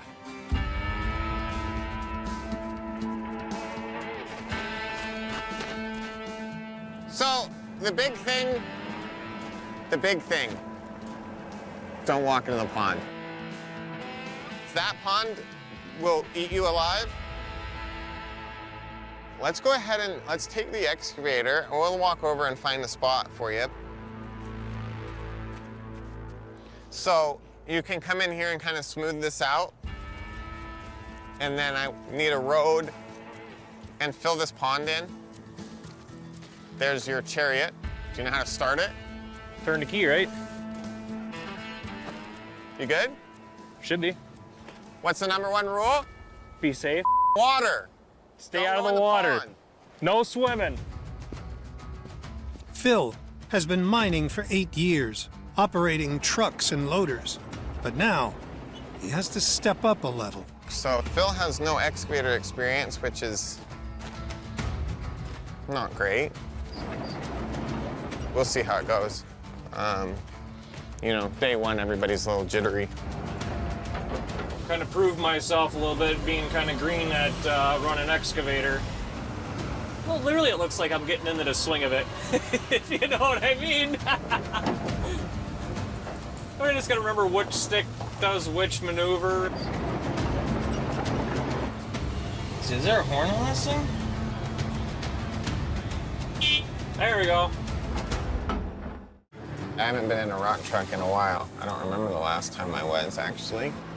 Now we're just hammering some of these old drift tailings. The nice thing about this is that it's all here and on the surface. It's pretty minimal cost. Parker Schnabel is finally up and running at his Alaskan operation, working with an unproven young crew Tyler found through social media. So I saw the chance come up here and I took full advantage of it. So I flew into the airport. Tyler picked me up on a Saturday afternoon and we were out here on Sunday morning having at it. Latest recruit, 24-year-old Michael Baudry, has 4 years' experience operating on mine sites. Parker had walked me through my on-site part of being here, and he said, well, it looks like Mark's got some dozer work to do. Why don't we put you in the excavator and see what you can do? We are placing a lot of faith in the miners we've hired, which is stressing me out a lot because we don't have time here. We've got such a short window to mine. After prepping the site, the greenhorns are stockpiling the drift tailings pay dirt in the cut, ready for when Parker's new wash plant arrives. All right, guys, we're into it this far. What do we need to call this cut? We call it the old-timers cut, considering it came from the old-timers. It pays a nice homage to guys that were way tougher than any of us that were out here back 100 years ago. It does sound nice, but drift cut, because they were drifting it from the bottom. Drift cut, that ain't too bad. I think I can go with that. While the greenhorns pile tailings in the drift cut, Parker takes Mark and Tyler to scout the other side of the claim, where last year he drilled down to a deep gold-rich pay streak that could be 10 times richer than his Yukon ground. The layer that we tested was just the bottom 4 feet. Gotcha. And that's what our numbers are based off of as far as gold in the ground. Okay. There's supposed to be about 2,000 ounces in this piece. Okay. And hopefully we can do half of it this year. Okay. We'll see. That's Gotcha. the goal anyway. Yeah. So how much dirt is there to move to get to that? Oh, a couple 100,000 yards. That's a big wolf track. What? Right there. No, right here. Oh my, it's huge. Look at that. That's terrifying. It's like the size of my hand. Is that fresh?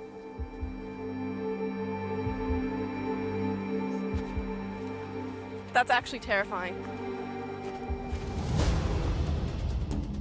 Parker's plan? Open the 4-acre wolf cut. He'll dig down 30 feet through worthless overburden to hit a 4-foot thick pay streak that he hopes holds 2,000 ounces of gold. I'm young. I don't really know much about this. It's an adventure. Parker's tasked 24-year-old operator Jared Chase with opening the wolf cut. This dirt that I'm on, it's very soft and sluffy. So you always gotta be on the lookout in your rear, make sure your sides are good.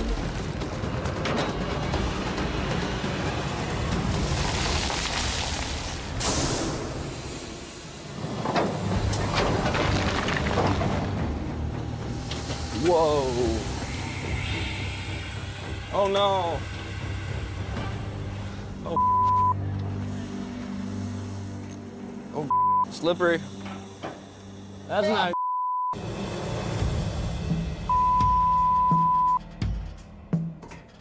Well, we got a hose blown. That's not good.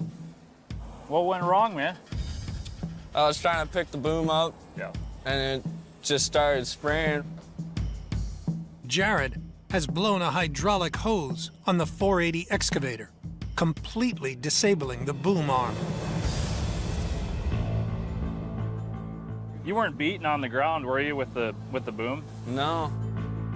Well, this kind of screws us here. I mean, we're gonna have to spend the rest of the day getting this hose off and get her turned off pretty quick. Yeah, like extremely quick. This is a new machine, new hose, so it shouldn't do that. I think I got another hose here, an older hose. We might be able to change that out. This looks like it almost might work. Hey, Jared, let's go. That 90 is a little bit. Yeah, it'd be nice to make it slip in there. Trying to get this done as quick as possible. Sometimes these bush fixes work, sometimes they don't, so we'll see. We'll get right on it. Mark's plan? Chop the fitting off the burst hose and weld it to the replacement hose. So let me grab a tape measure and we'll measure. So we'll chop it and we'll weld it, see if it holds pressure.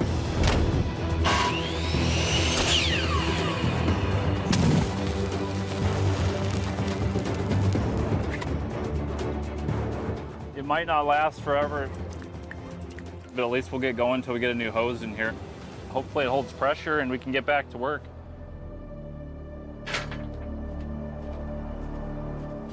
I think this might work. Let's go ahead and fire this hoe up. Everybody cross their fingers.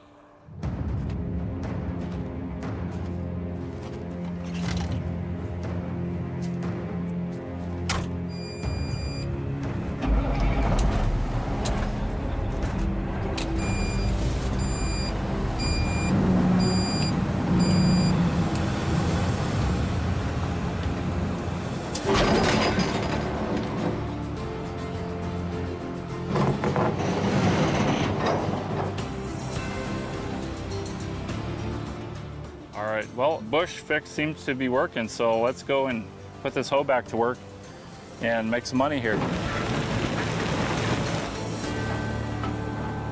Well, thank you guys for coming. Thanks, team. We appreciate it. the opportunity. It's been a good first week, hey? So far, so good. Hopefully it keeps up this way. I kind of didn't think that we were actually going to get to the point where we're here and moving dirt. Yeah, for hiring us off social media. Yeah. Yeah, no, that was definitely a risk. Like there's always a training process with people, right? And then it's like with more people, you just like... More headache. Oh my, don't get me started. All right, cheers, team. Good work. Empty Good first water week. bottle. Yeah. All right. All right, I'm out skis. What's going on? Oh, not a whole lot. Thanks for coming over. I just wanted to let you know that I'm going back to Alaska. Okay, so when you get back, you want to see old airstrip out, new airstrip in? Well, the new airstrip in, and hopefully we can start stripping on the old one. Gotcha. I mean, it's still a lot of work to finish. I know. I mean, your existing one's pretty terrible, so as long as it's an improvement on that, you're fine. Okay. And it's not very flat. No. And it's not very long. Yeah. And it's very narrow. Okay. But you are going to be the one flying in and out of it, so I don't want to see, oh, that wasn't quite long enough for... End up upside down in the pond. No, I don't want that either. But yeah, if you could get it done while I'm gone. Okay, man. Well, we'll get after it, and hopefully we can keep everything else running while we're doing that. Thank you, and good luck.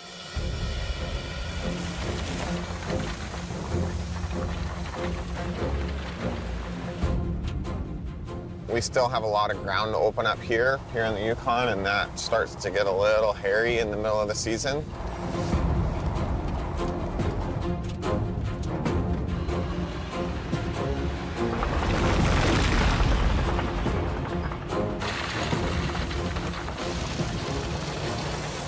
Mitch and Tyson have their hands full with 2 plants running. They're right on the edge of keeping up with where we need to be in order to get all of the ground mined this season.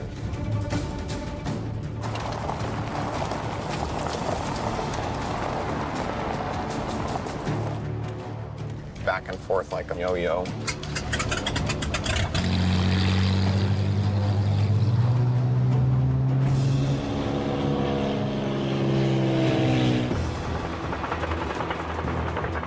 Well, We got a lot of mud to move here if Parker's wanting to see another section of ground open up down on the airstrip.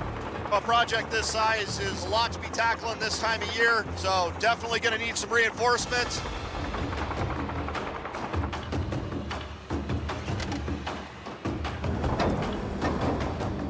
It's all hands on deck, you know, I mean, that's what we do. We help out around here. It feels good to be able to do this at this age.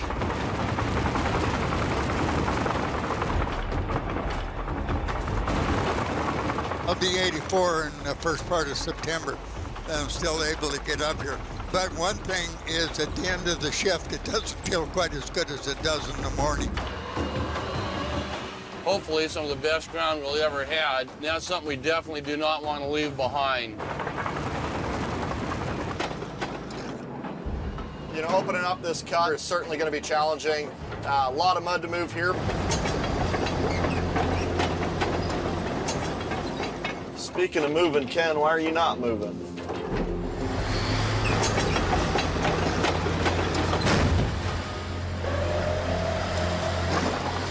Hey, Ken, you all right over there, buddy? I see that cat hasn't been moving. It didn't break down on you, did it? No, the cat's fine, Mitch. It's just the operator got stuck again. I'm sitting on some clay and sandy material, so if you can help me out, I'd greatly appreciate it. It has rained a lot, and it makes us absolutely slop. Yeah, buddy, no worries. I'll be right there. Okay. Well, one thing for sure, I'll be here.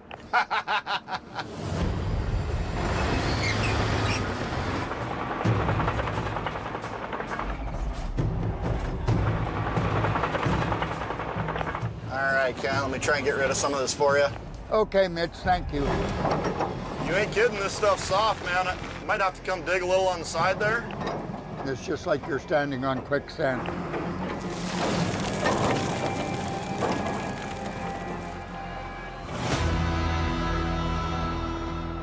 We've just completed our new airstrip, and we're gonna give it a little test drive here in the pickup and see how it feels.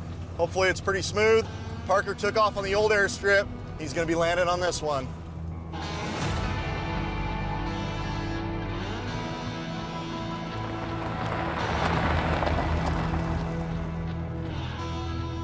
Feels pretty good in the pickup. Hopefully it feels that good in an airplane.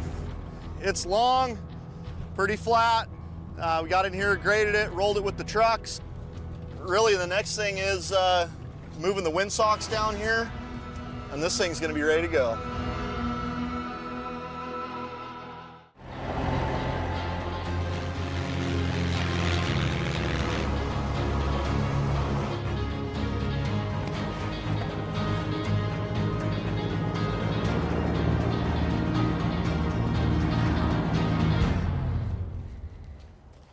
Well, it looks like the boys got the old airstrip out and a new one in, and we landed on it, and I'm alive. So, guess it works. We'll see what kind of trouble these guys got into while I was gone.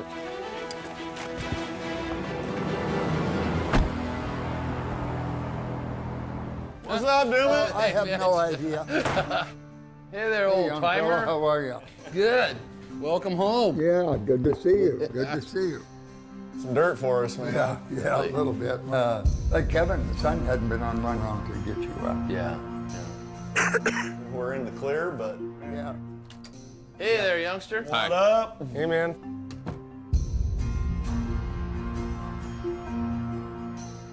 Well, thanks for coming up again. You're welcome. We always really like having you here and appreciate the help and the steady hand. Well, thank you very much, but it's good to be here. Good. This is a second home. You flew in back to camp, didn't you? Every time I come back, it's just the whole landscape's changed. Yeah, well, took off on one runway and landed on a different one. Yeah. I think it's great. That runway? Yeah. Boy, it looks like a beauty to me. Yeah. It's like compared to the old one. Oh. Moved the signs, set the windsock, and we're like, well, hopefully they can land on it. Yeah.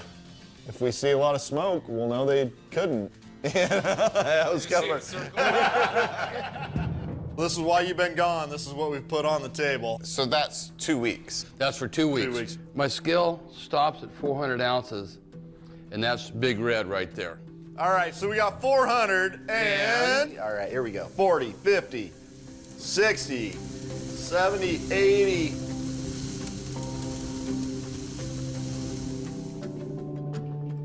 $88.6, so 488.6. Sweet. Not 4. Not a bad little run there. That's sweet. Lucifer is the same situation, has 400 ounces there. And a bigger thermos. And a little bit bigger thermos. Here we go, ready?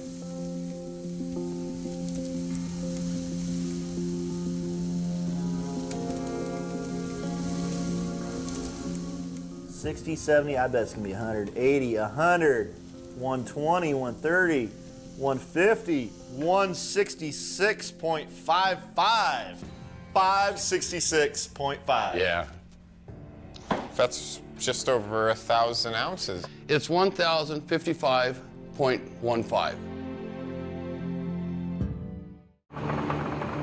Every upsets us back instrumentally. With that 250 being our only vehicle right now, we got to make it work or we're not going to hit our goal.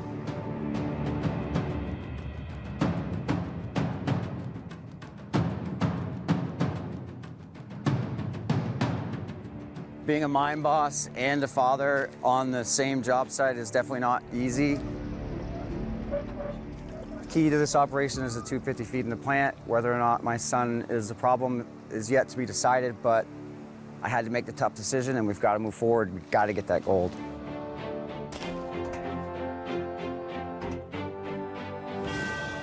Oh, girl, you gonna be nice to me?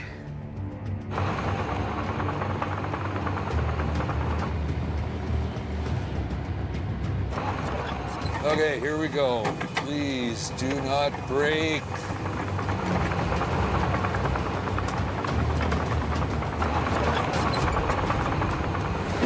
Booyah!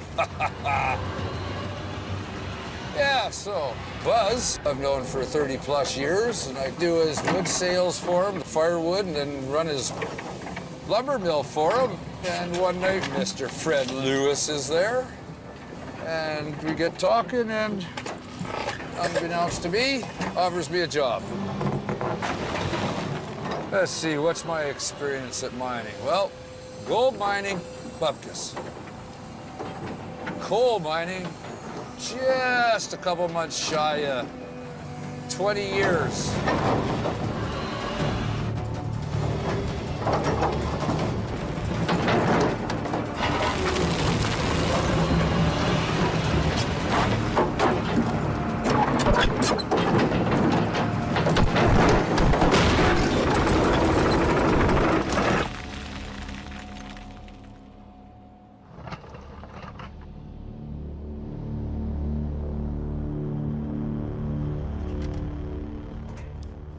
Me.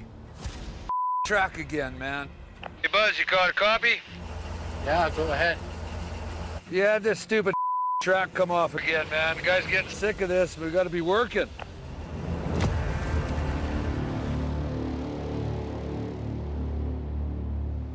It's not like I was doing much other than trying to walk down off the pile so I could do what I was supposed to do. Yeah. You think you could have left it in a better spot, man? Do your thing, my man. Let's get her off and get her fixed and so I can get back to work. He's pain in the ass. The root of all evil is this thing right here. This is why I believe that this track is constantly popping pins. Because this here works kind of like a shock absorber. This is like seized, it doesn't move at all. All that tension goes into the pins rather than into the shocking system. It really sucks.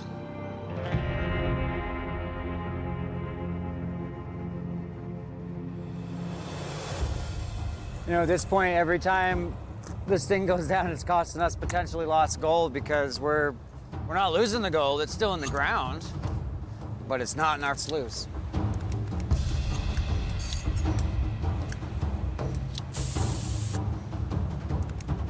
So you're just trying to break up what's inside there and see if maybe it's gummed up? I don't know, backed off or something. Pull that out and see what we can make happen. Well, well, well. I bet you feel pretty stupid right about now, blaming me for this problems. Well, In my defense, I didn't know that it was braking on its own. I want an apology. I'm not apologizing. Apologize to me right now. Okay, I do apologize for blaming you for breaking a piece of machinery that's prone to break on its own. But we're gonna get it fixed. We're gonna put the 250 up on the feed the plant, keep people from breaking the track pin. Apologize for blaming you. Don't break it again. I don't think anyone can control whether or not that breaks. That's why we're gonna have to do it. This, bro. Right now, we're just putting the idler back in and get ready to put the track back together. All right, Chris, down a little bit. Down a little bit. Oh, yeah, that looks good. All right, and then cut this way a little bit. Look at that. Thanks.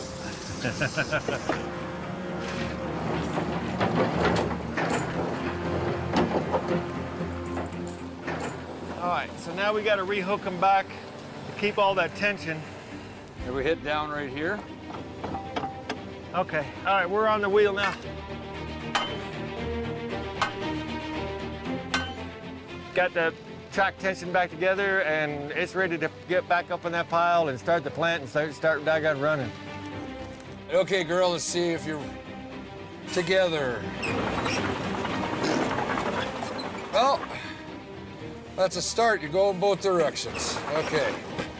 Let's get to work so we can get things on the go here. Ready?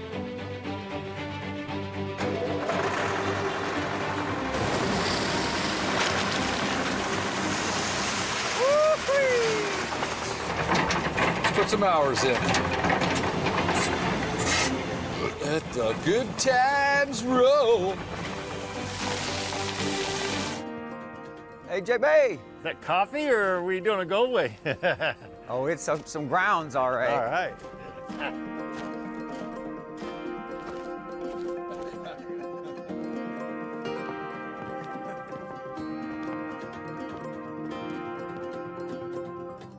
So we're looking at 2,100 yards this week.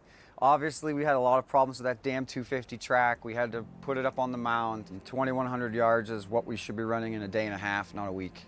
Equipment issues can't be the reason why we're not hitting our goal. We gotta figure it out. If we have to adapt our mining plan to work around these dead weight pieces of equipment, that's what we're gonna have to do.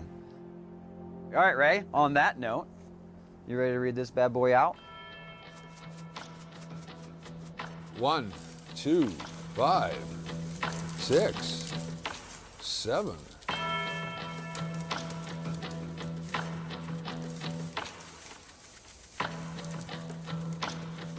There's the 9, 10, 12, 13, 14, 15, 15.5, brother. Hey.